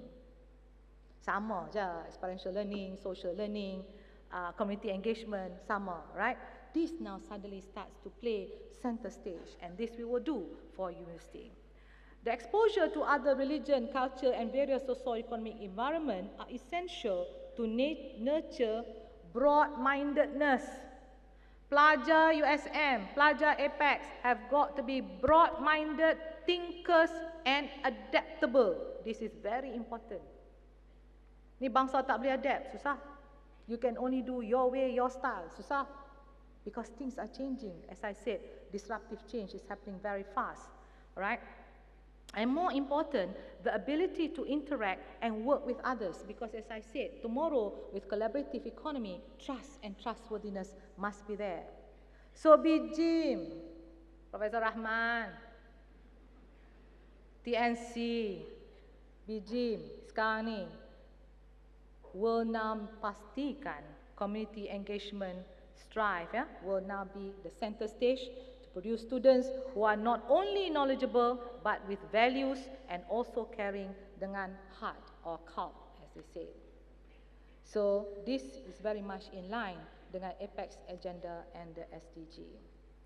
And I said many times about APUSEN. Of course, what the is APUSEN? APUSEN, bukan APUCEN.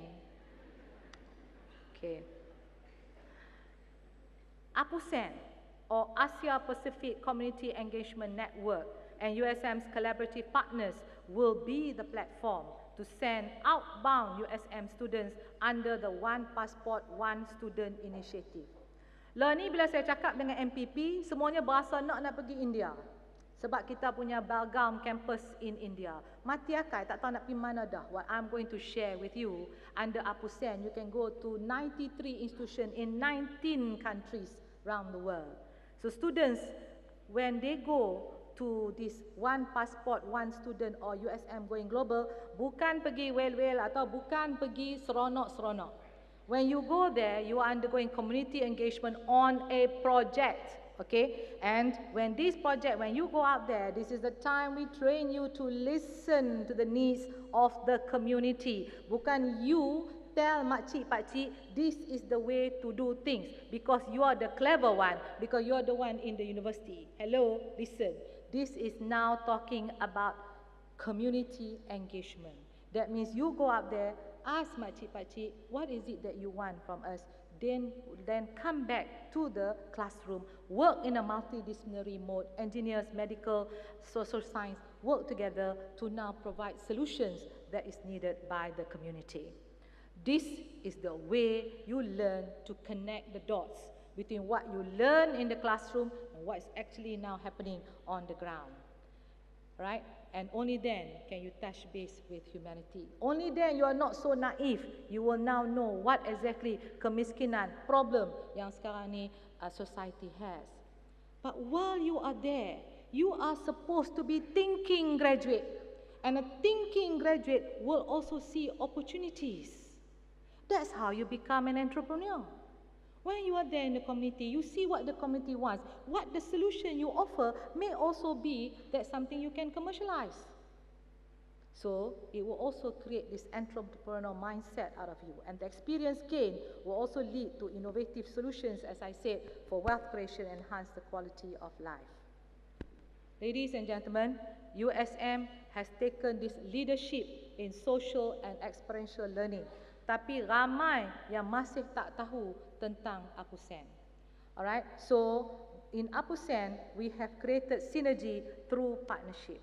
And this is a consortium of APUSEN of various universities that believe that universities and community can unite to co-create knowledge and enhance social, economic, health, education, culture, heritage, environment, etc. for the region of the Asia Pacific. Big minds with big hearts. And this APUSEN is also the platform for corporate social responsibility, for capacity building of the people in the area by volunteerism, by both students and staff, service learning, experiential learning, and also place where you do community-based research. So this is where we combine strength in impactful global engagement to solve local and global issues. Look at all this. Semua countries ni have universities that are members of APUSEN. And APUSEN is such that USM takes the lead. The Vice Chancellor of University Science Malaysia will always chair APUSEN. The deputy pengurusi can come from any country, but the chairperson will always be USM.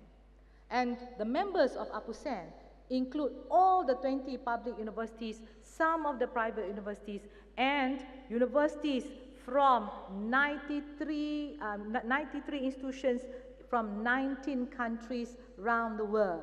So now, with USM going global, one student, one passport, the student now can choose any of the 93 universities to now do their community engagement. So APUSEN has now gone beyond Asia Pacific sebab Germany, Canada, semua dah minat untuk join this aspect called social learning. To the point. Ini baru saja kita dapat ni, to the point that UNESCO now recognize USM as the preferred university for community engagement.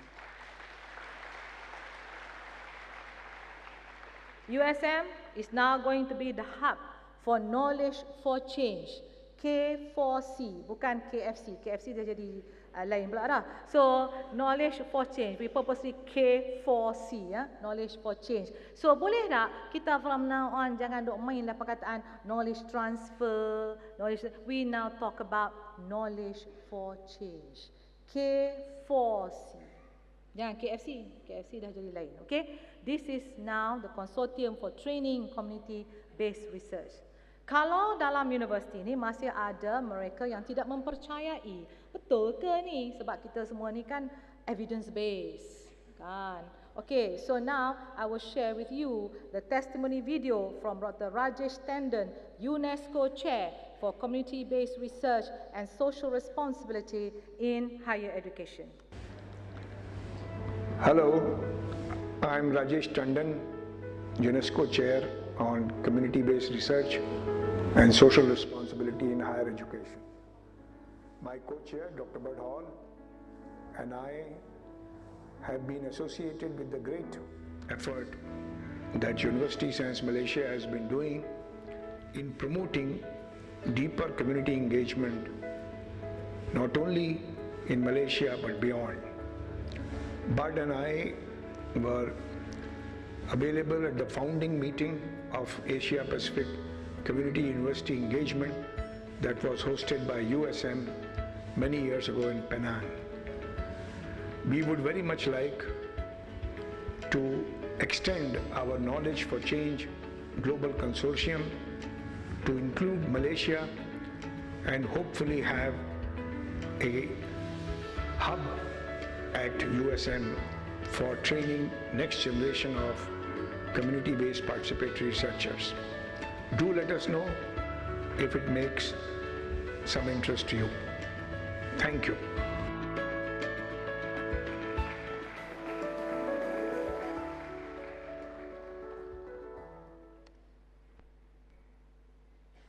So, we will then continue to have USM going global with ASEANet. That means ASEAN Student Entrepreneurship Network will go hand in hand with APUSEN to create now specific focus for student entrepreneurship so that our students is no longer creating business for Malaysia but also creating business and creating networking throughout the 19 countries, right? And this is initiated by MPP USM in 2016, and this year's network conference will be hosted by Universitas Syah Kuala. And because we are the lead, and because we are going to be the training hub for Knowledge for Change, I think this is time that we create an e-journal for community and industry engagement. Professor Rahman, this is your job to now create this visibility and branding for community engagement and volunteerism practiced by Malaysian higher education and our partner universities in ASEAN or in the APUSEN network. And I hope that USM will spearhead this venture soon this year. Okay, how do we address the non-traditional students? This is the statistic even Farhan has not seen.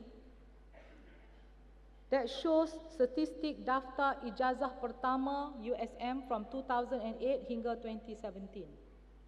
What is it saying? Right? We have people yang international, jarak jauh dan sebagainya. We find that the international in yellow is no longer expand, the brick and mortar can no longer expand. We find that intake is stabilizing. Overall enrollment also stabilizing. PPJJ, color biru, is also stabilizing. So everything that we see is stabilizing. Warga yang color biru, this is regarding postgraduate, Professor Rosman. The locals also stabilizing. Bukan warga, the red, also stabilizing. Overall, stabilizing. So the intake of traditional students that come in melalui UPU or the regular way of coming and staying in the university is now stabilizing. Therefore, there is, kalau inilah cara kita nak income generate, we're not going to make it. Because the numbers is not enough to sustain this university. We gotta change. That's why there is a pressing need now for university to create a more inclusive learning environment that would empower and democratize education for the non-traditional learners who also need to upgrade their knowledge and skills. That's why I asked Encik Muhammad from PSDC to be here, because we are ready to now work together. Because now there is a need for us to be able now to upgrade the skills of the workforce from the government and the industry, and also include lifelong learners who may or may not want to pursue a degree, and above all, Pak Din, to make sure that our alumni is also taken care of. I mean, we've got 100,000 over alumni. I'm sure some of them want also to upgrade their knowledge. Who can they turn to if not their alma mater? So this is now why we need to play this big role to help our alma mater juga. So how now do we provide accessibility to flexible and personalized learning experience that is affordable to all these non-traditional students and lifelong partners? In other words, I'm asking this question: how can we make higher education work for you? And that's why competency-based online micro-credential now becomes very important, very relevant at the time of disruptive change. Because with the advent of ICT, University Science Malaysia will now be able to offer flexible lifelong learning opportunity to the non-traditional learners through competency-based online micro-credential program. And you've seen how this is now being done. It was launched this morning. So this flexible model will now allow the students to pay for the credential and collect badges on the basis of their own. So you boleh study 1 hour, you collect badge. You study another hour, you collect badge. So if you don't have the time, you don't have the money, you don't collect any badge. You relax. This is now no longer about students wanting to be here for convocation. These students do not undergo convocation. They will undergo now promotion in their work because they complete their punya degree. You understand what I'm trying to say? It's a different ball game now. So these will be students who will now undergo stackable program. Learn as you at your own pace, at your own time, and get a degree if you want to at your own time, or just get enough knowledge for what you want to know about. This is the concept of earn and learn. UPU students yang ada dalam hall ni is learn to earn. Kena belajar dulu baru boleh pergi dapat kerja. But people who are already working, why not we say to them, earn and learn. While you are working, you learn and you dapat upgrade your own personal development. So micro-credentials, ladies and gentlemen, will now be the new marketplace for income generation of the university.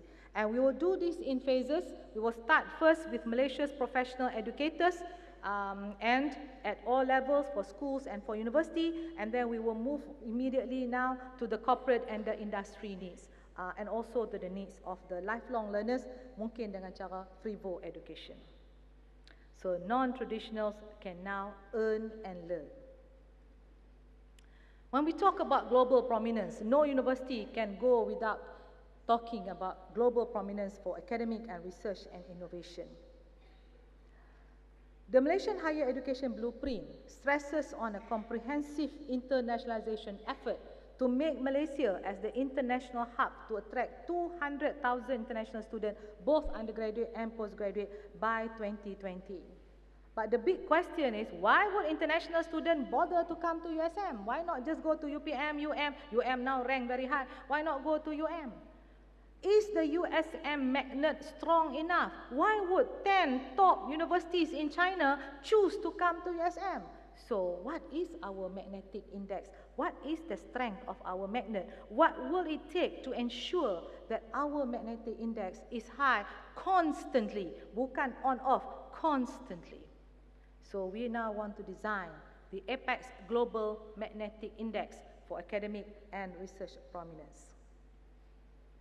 So in order to be a global player that is respected, referred, and relevant, there is a need to create an Apex Global Magnetic Index to monitor as well as assess the status or level of global prominence of our academic research program and other activities offered. Saya tak mau dengar dah dekan-dekan mana kata, oh kita punya program hebat weh, sebab ramai budak nak. Well, how do I know that? Is you telling me that? What is the evidence to say that your program truly is fantastic worldwide? So this is where the index, again, will now be developed to now measure this. So, but in the meantime, while we're trying to create the Apex Global Magnetic Index, we are already creating global centers.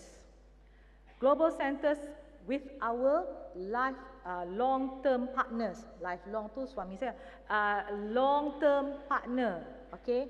Osaka University have already declared USM as its global campus. Global campus Osaka, USM ni. Alright, so basically, once they declare USM, after 12 years of being together, dia kata, USM, I give you the status of Osaka University Global Campus. Alright, meaning to say, pelajar-pelajar USM can now go to Osaka, dapat scholarship lagi untuk pergi Osaka, because they consider pelajar USM sama macam pelajar Osaka. Then we have our long-term relationship with RIKAN, 22 years of research collaboration with RIKAN, to the point RIKAN never left Japan except for 2 universities, one in USM at Inform and another one at University Malaya. So RIKAN has also offered 10 PhD posts and unlimited number of visits by staff or students for short stints at RIKAN in order to do research with RIKAN, state-of-the-art research with RIKAN.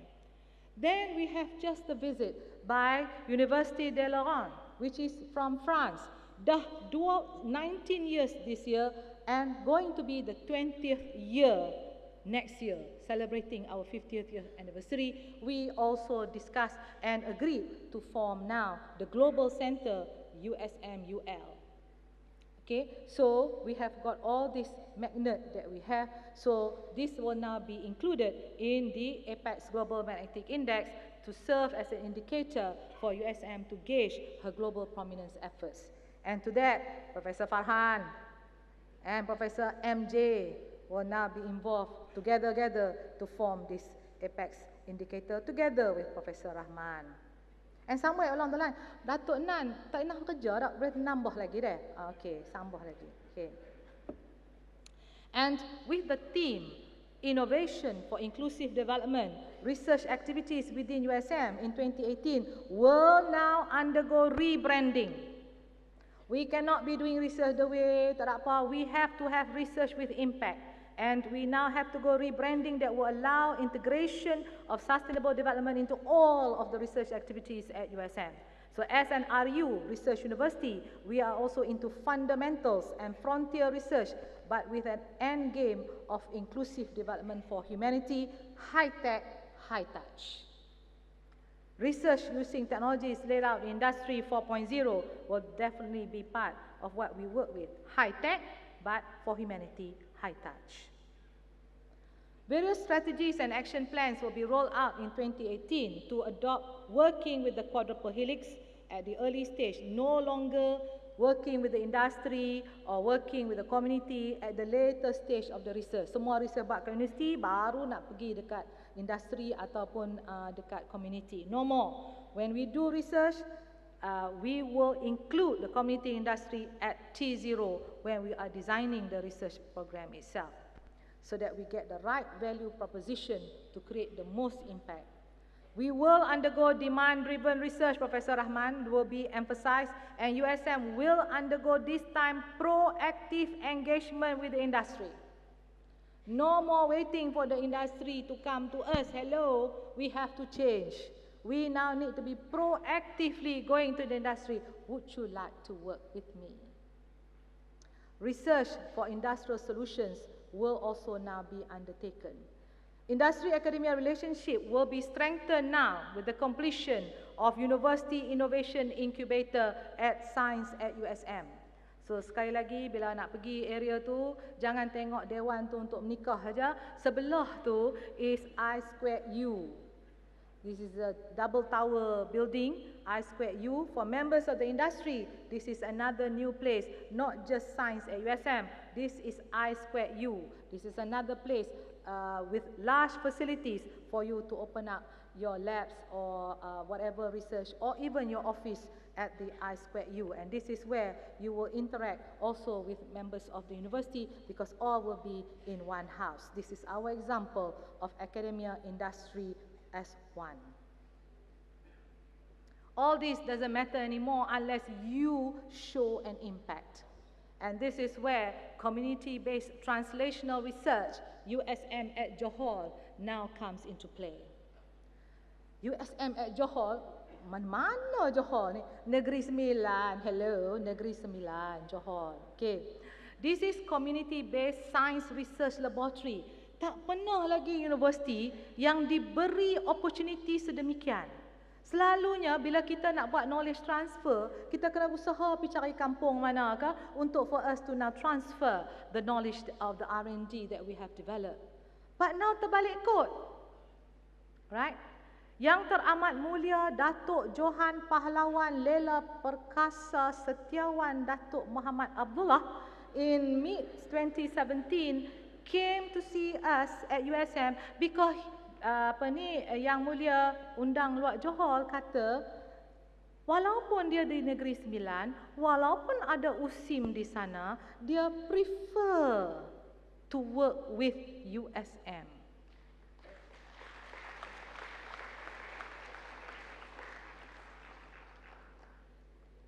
USM at Johor will become a showcase area for USM community-based research initiative that is also university-led growth of the area and will facilitate knowledge transfer for knowledge for change to enhance socio-economic development in Johor.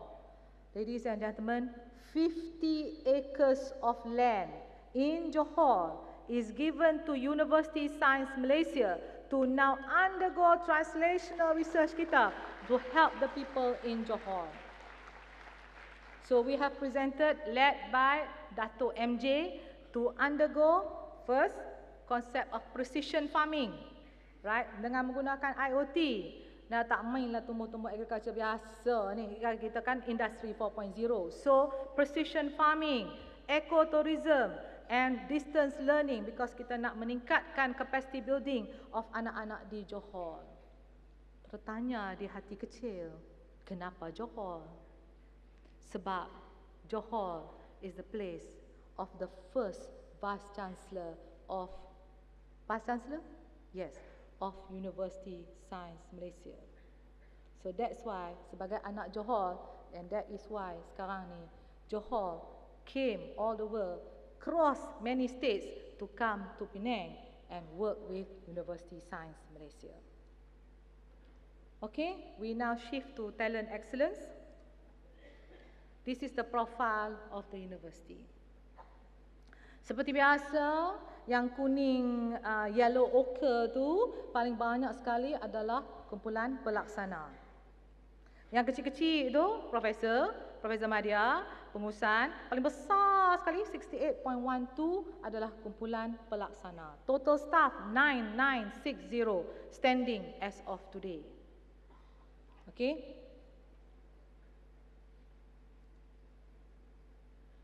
Yang ni Kanita, ada Kanita? Tak mai hari ni Kanita? Ada. This is the data that Kanita will kill for. I said in all my talks, there is a leaky pipeline for female staff, especially when it comes to professors. So you can see this. This is our data 2016, 2017, 2018. We'll see this, right? For 2017 saja, you see that kumpulan pelaksana, no problemo, gender balance. Pengurusan dan profesional, also lebih kurang gender balance. Guru bahasa, the female now take over. Alright, bagi pensyarah, bila baru masuk, lebih kurang 62% wanita, some 30%, 38% lelaki. But as we move to pensyarah kanan, as they start to naik pangkat, we see 50-50. Nampak tak? The female dah mula drop. We see 50-50. As we go to Professor Grade C, the female tends to drop back. As we go to Grade B, 17% saja tinggal. And as we go to Grade A, seorang. You know, what is wrong with this picture? Right? The VC, nasib baik VC tak boleh tu. Okay. But the thing is, this is a leaky pipeline that is now happening with wanita as they move in terms of professional. It is not terkejut, it is normal to see a picture like this because of the work-life balance. So perhaps we should do something about this, Dr. Musa. That will be your KPI to make sure lebih ramai wanita ada ke atas itu.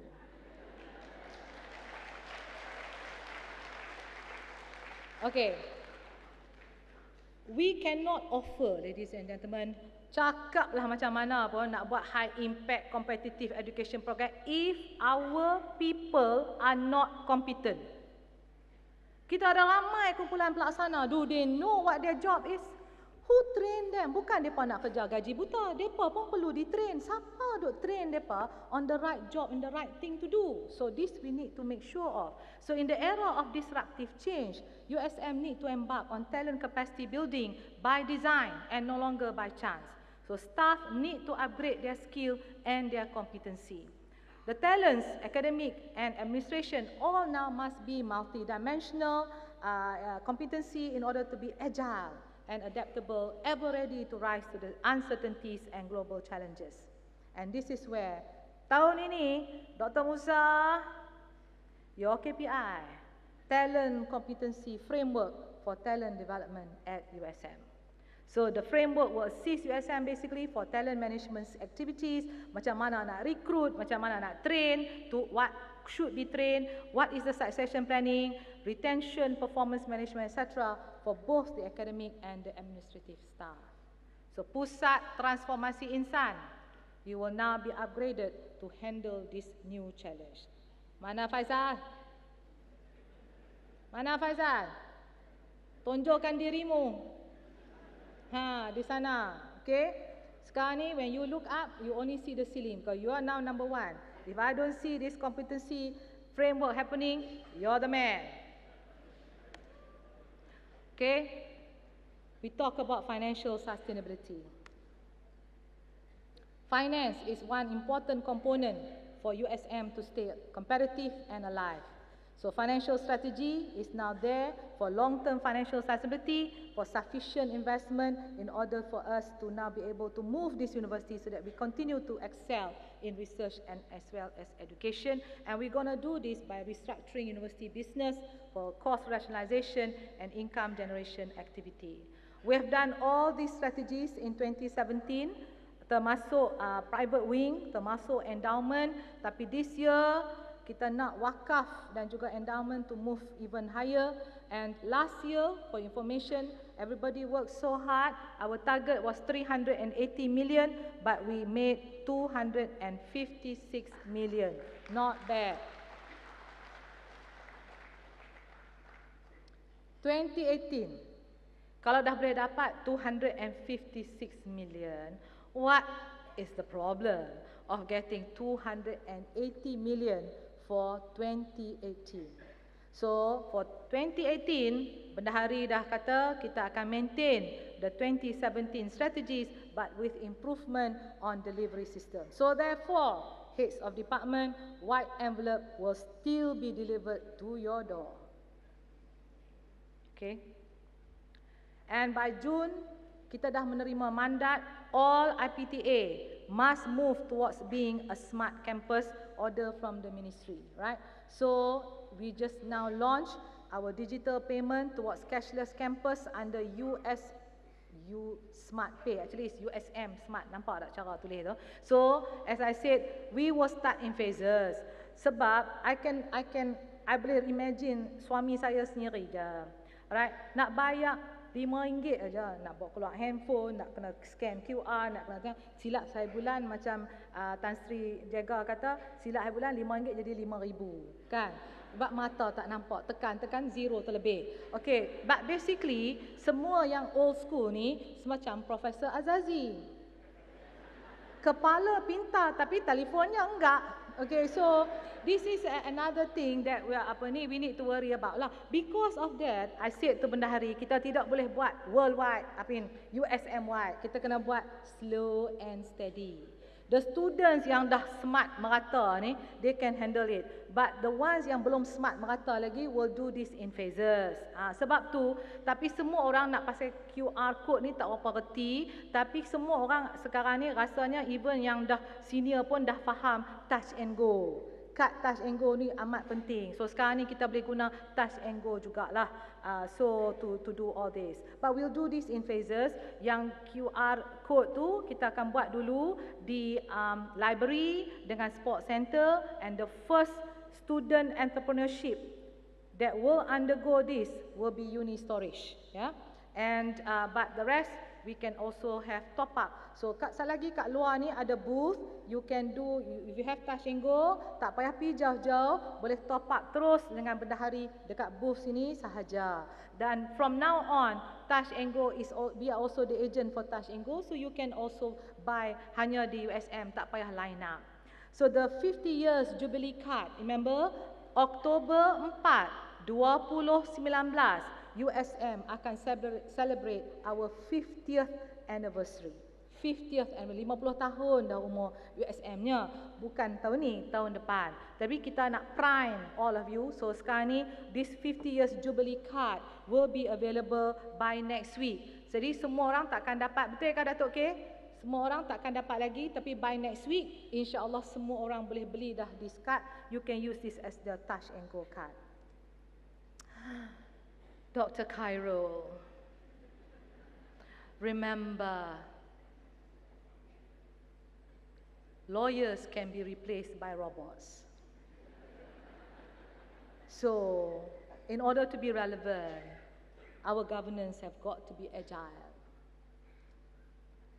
There are many things that can be done, and many more that cannot be done, since we do not have full autonomy. Right? But even within the things that can be done, there's still a lot to be done. So maybe we should explore that first. But with the advent of disruptive changes, there is a need for agile university governance. Tak boleh buat dah cara lama. This is the way the university does things.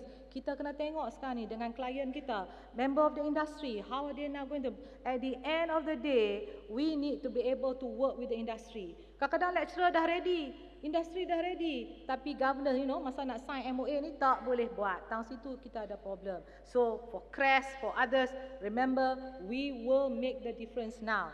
We will now move for agile governance in order to make sure now things are going to allow university industry to collaborate, because USM governance will now harmonize, mediate, and find solution. All right. So insyaAllah, we will now move in this direction. Innovation ecosystem, makers at USM, and the development of makerpreneurs. Ladies and gentlemen, we cannot talk about innovation economy if we do not make innovation as part of our life. And this, by having this makers platform, we now train students and staff exposed to problem-solving challenges build communication skill, learn to work with others, and actually now build something that is the innovation and then showcase what they have built by pitching now to the industry or to the venture caps.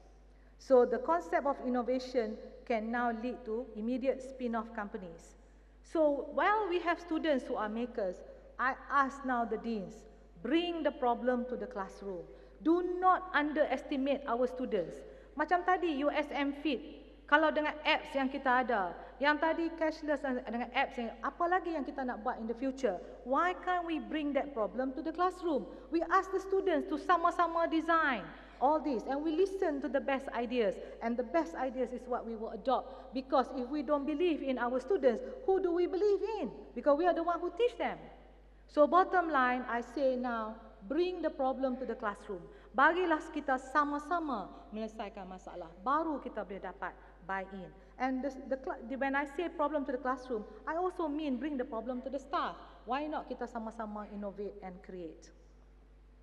So University Science Malaysia now takes the lead among all IPTA and has spearheaded Makers Movement since 2017, where Professor Rosni started it, backed by MCMC.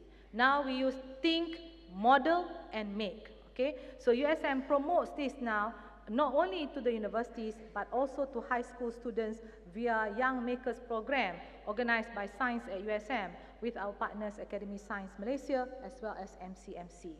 So the next step now, no more PM Tepi. We will now continue to make makers now as part of our COCE and doubling all the maker zone built up and kickstart the first maker service for the bottom billion community together with the USM staff. So in short, Professor Hanafi, pengarah inovasi, and also Dato' MJ, saya dah put everything together in what creates innovation, especially for the anugerah MEA. Right? Sebenarnya USM ni buat benda in silo-silo. Actually, when I start to do this, baru kita nampak sebenarnya is a whole big picture of how we are training the students towards innovation. We have ASINET melalui HEPA dan APUSEN. We have makerpreneurs that will create the innovation. We have lecturers that is doing R&D for commercialization. We have people under APUSEN concept that is doing knowledge for change and knowledge transfer. We have EPIC, the entrepreneurial center, which is also training the students to be a business person and having entrepreneurial partnership. We have lecturers that have staff that can do blockbusters. We have that, and we have USM at Johor, and also other community where we do translational. So there are many innovative ways that we are now doing in USM. So I'm almost coming to the end. Ladies and gentlemen, USM has got to be the trusted brand. We need to, in order to make sure we are the trusted brand, we can no longer be doing things the way we are doing now. We need to set up an intelligence unit that will ensure USM is relevant today as well as provide foresight for the future. Tak boleh dah teka-teka. We need now with data and also data-driven to make sure now that where we're heading, which academic program, which research should we now be doing. This now must be done by the intelligence unit. What we lack in most public university is a whole unit that concentrate on marketing. Marketing cannot be just anybody doing marketing. Marketing of the USM brand now must be strengthened to build a positive image of USM via mainstream media, new media, media relation. Tak boleh dah main dengan newspaper. Ramai orang tak baca dah newspaper, dia baca blog, dia baca social media. That is now where we need to hit to create a strong buzz about USM's program activity. Tak boleh sekali-sekala. Every day that feed must now go in and enhance the number of followers now in social media. Pak Din, where are you? This is our perhubungan alumni, also our alumni. So we need now to engage our alumni for networking, bring back the alumni who have success stories for career coaching and be the role model for the students and help give back to their alma mater and also to society. Satu lagi, MPRC, crisis management must be handled swiftly and professionally. Tak boleh dibiarkan. Apa yang berlaku, immediately shut it down professionally. We need to address that. And above all, dengan all this planning, etc., etc., efficient and effective delivery system has got to take place. Otherwise, semua ni berkecai. So we need to have all these things now in place, because to be the preferred university that is number one in the hearts and minds of the people, and especially to alumni, this is something that we need to do. When we talk about wellness, Dr. Musa kata banyak kali dah, tiap-tiap tahun saya akan sign bersara pilihan 300 orang. So 354 in 2016, 2017, 369. 2018 dah ada pun bersara wajib 30 orang dah. Ni baru bulan Februari dah ada 30 orang bersara wajib, bersara pilihan dah ada 44 orang. InsyaAllah mereka akan join gig economy, I hope, and not just stay at home. Wasted dia punya talent. Tapi you kena tengok benda ni satu lagi. Walaupun kita ramai bersara pilihan, ingat tuan-tuan dan puan-puan, you boleh bersara from USM, but when you are sick, USM still have to take care of you. Marahlah dengan USM, bencilah. Bila sakit, baru nak teringat, oh mana dia universiti ya? Betul universiti lah, kena bayar ni saya punya bil. Nak bayar macam mana? KPI tak berjalan, duit tak cari, lepas tu macam mana? So bottom line sekarang ni kita tengok. Kalau tengok sekali pandang, apa masalahnya Asma? 2016 kita spend 5.4 million untuk perbelanjaan perubatan. 2017, turun you 5.2 je. Baguslah. Cuba tengok data ni betul-betul. You look at the pesara and tanggungan pesara. Makin lama makin naik. Sebab masa dia bekerja, dia tak fit. Sebab tu cepat sakit. Have you been to Pusat Sejahtera lately? It's a carnival of sick people. Right? So this is where now we have to address. Dan saya berasa dan saya predict, Dr. Rahayati, kita akan naik to 8 juta in 2018 because lagi ramai lagi yang duk sakit lah ni. Right? So therefore, I say to you, a healthy community is a happy community. That's why we now want to have USM Fit, bukan USM Feed. Takut you all tersilap. Okay? So, USM Fit is therefore the initiative to support the call by government to increase the health status among Malaysians and to put a strict control over obesity. Then it begins here in this university as well. This is also an R&D program. The apps yang Dr. Norehan cerita tadi ini will be among the first because this what it means here, that bila kita ambil semua you all punya data for all the staff and students of USM, serentak as of 1st of March, kita akan ada 41,000 data. 31,000 pelajar, 10,000 staff. That makes 41,000 data. Every week kita akan upgrade. As we upgrade on our smartphone, your weight, semua now is going into a repository. All this will undergo data analytics. Only then can we now predict how much money we have to take care for your medical bill, how much money we have to do this, we have to do that. We can now do a lot of prediction, and you pensyarah-pensyarah for quality of life and qualitative research can now do a lot of things with this data. This is the first time we're going to have all this data now for us to do further research and predict the movement of this university by design. Okay, so we will also have a health competition. As of today, makanlah banyak-banyak, tetapi hari ini, the food that is served outside has been calculated 450 calories. Okay, 450 calories because most of you who are sitting in the hall most of the time atau meeting seperti saya cannot afford to take more than 1,600 calorie per day. Sekali roti canai habis. So therefore, we will have a health competition and we will tell you what is the incentive that we will now give for those who have met the certain weight loss that is there. Of course, there will be now per campus, per PTJ. For the PTJ, all this is now aligned to your KPI performance. Ya, engkau, bukan kau seorang. The whole PTJ and the staff and the student and the academic staff in that PTJ has got to lose weight or you're not going to get your KPI punya performance. It's part and parcel of the KPI. Barulah we tak cakap pasal PM tepi. Okay? So, we will start to do this because I have another hidden agenda. Kita ni lama tak bersuah muka. Kita tak ada human-human interaction. So, bila kita bersama-sama do exercise, baru kita kenal dia siapa. Baru kita ada silaturahim, tak Ustaz?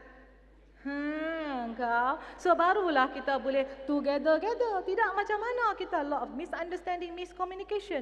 And plus, sekarang kita ada competition antara kampus juga. Supaya kita nak tengok kehebatan pengarah-pengarah kampus kita untuk membawa PTJ bersama-sama in order to handle any situation for the campus. So, the more silaturahim tu ada, the better and happier is the family. So, we want to have a culturation of a healthy living. That's why I said to Norihan, kalau cakap kat mereka lose weight, tak guna. They don't know what they're eating. They don't know whether what they're eating is good or not. So we will have to you program upon program to acculturate. The whole idea is for you to lose weight so that you are fit. Bukan saja kurus saja-saja, so that kurus but you are fit. So this is the time lecturers get to know the students, students get to know lecturers, etc., etc. And we hope that this personalized healthcare will now be emphasized with the data, and this USM Fit will start in March 1. Amboi, amboi, amboi, amboi, amboi, amboi. Look at the happiness index for tahun 2017.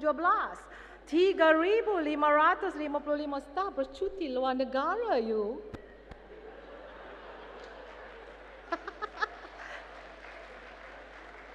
Siapa kata USM miskin? Definitely not.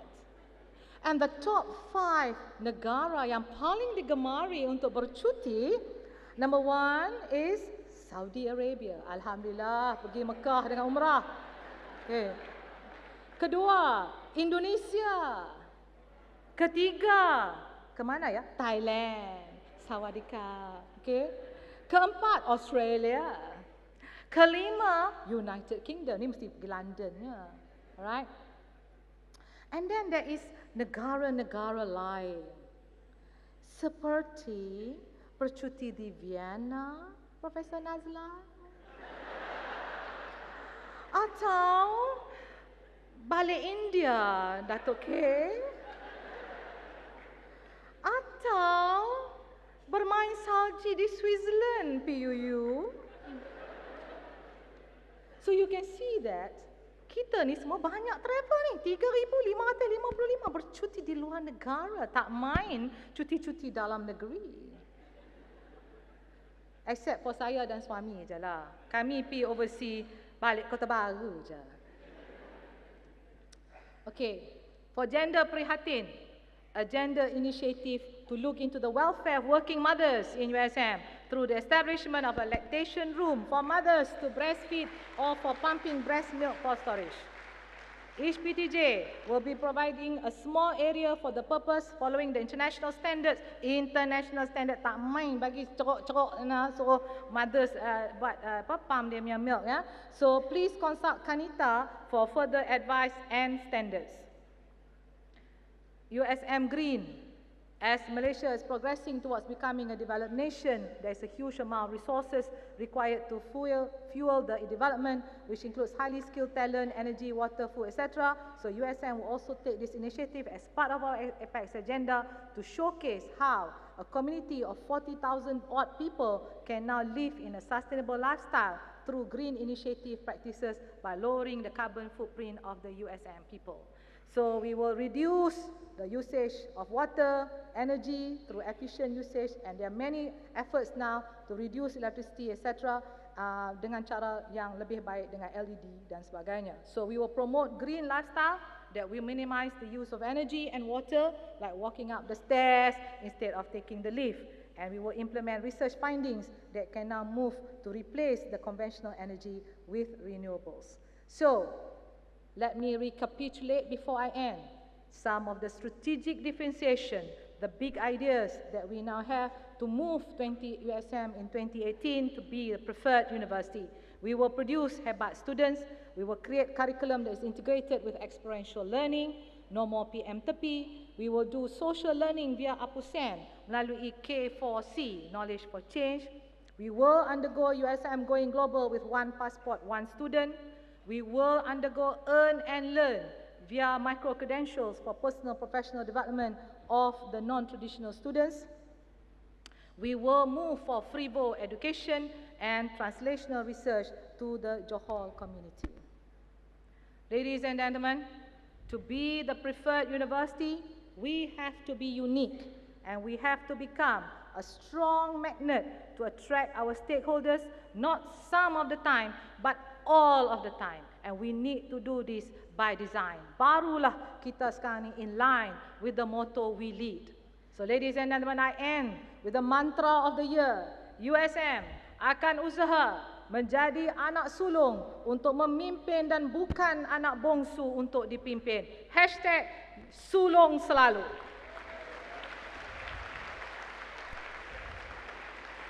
InsyaAllah, together we will do it hashtag USM style. So with that, ladies and gentlemen, thank you so much for your time and I look forward for a great 2018. Assalamualaikum warahmatullahi wabarakatuh. Thank you Yang Berbahagia Datuk. Tuan-tuan dan puan-puan, berikan tepukan yang paling gemuruh kepada Yang Berbahagia Profesor Datuk Dr. Asma Ismail, Naib Chancellor Universiti Sains Malaysia. Diharapkan dengan penyampaian perutusan itu, kita semua dapat memahami implikasinya untuk diaplikasikan dalam memperkasakan kemajuan Universiti Sains Malaysia yang tercinta untuk masa hadapan yang lebih baik.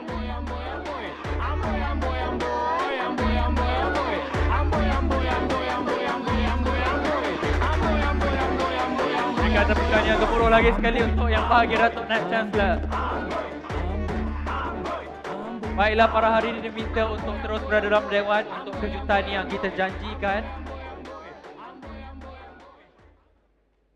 Dan pastinya hashtag yang telah diperkenalkan untuk tahun ini adalah hashtag sulung selalu. Dan kita masih lagi menggunakan hashtag bersyukur sebab kita memang diminta untuk bersyukur selalu. Dan diharapkan hashtag ini akan terus dimainkan di media sosial anda untuk kita keep on track perkembangan ataupun harapan anda untuk universiti. Dan are you ready for the surprise? Okay, so surprise ini diberi nama We Are Diamond. So let's bring it on.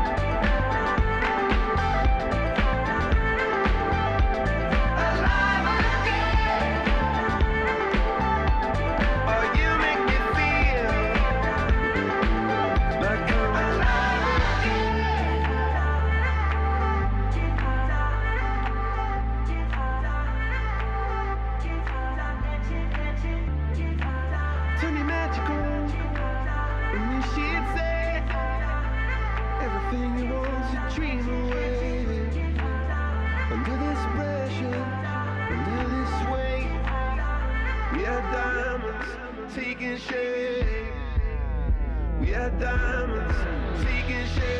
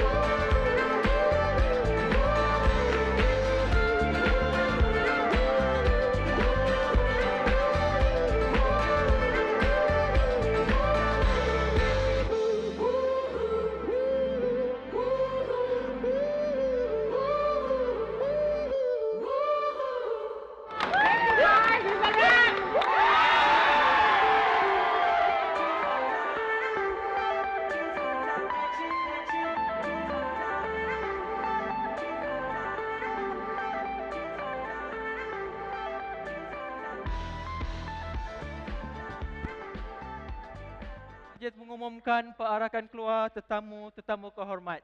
Silakan.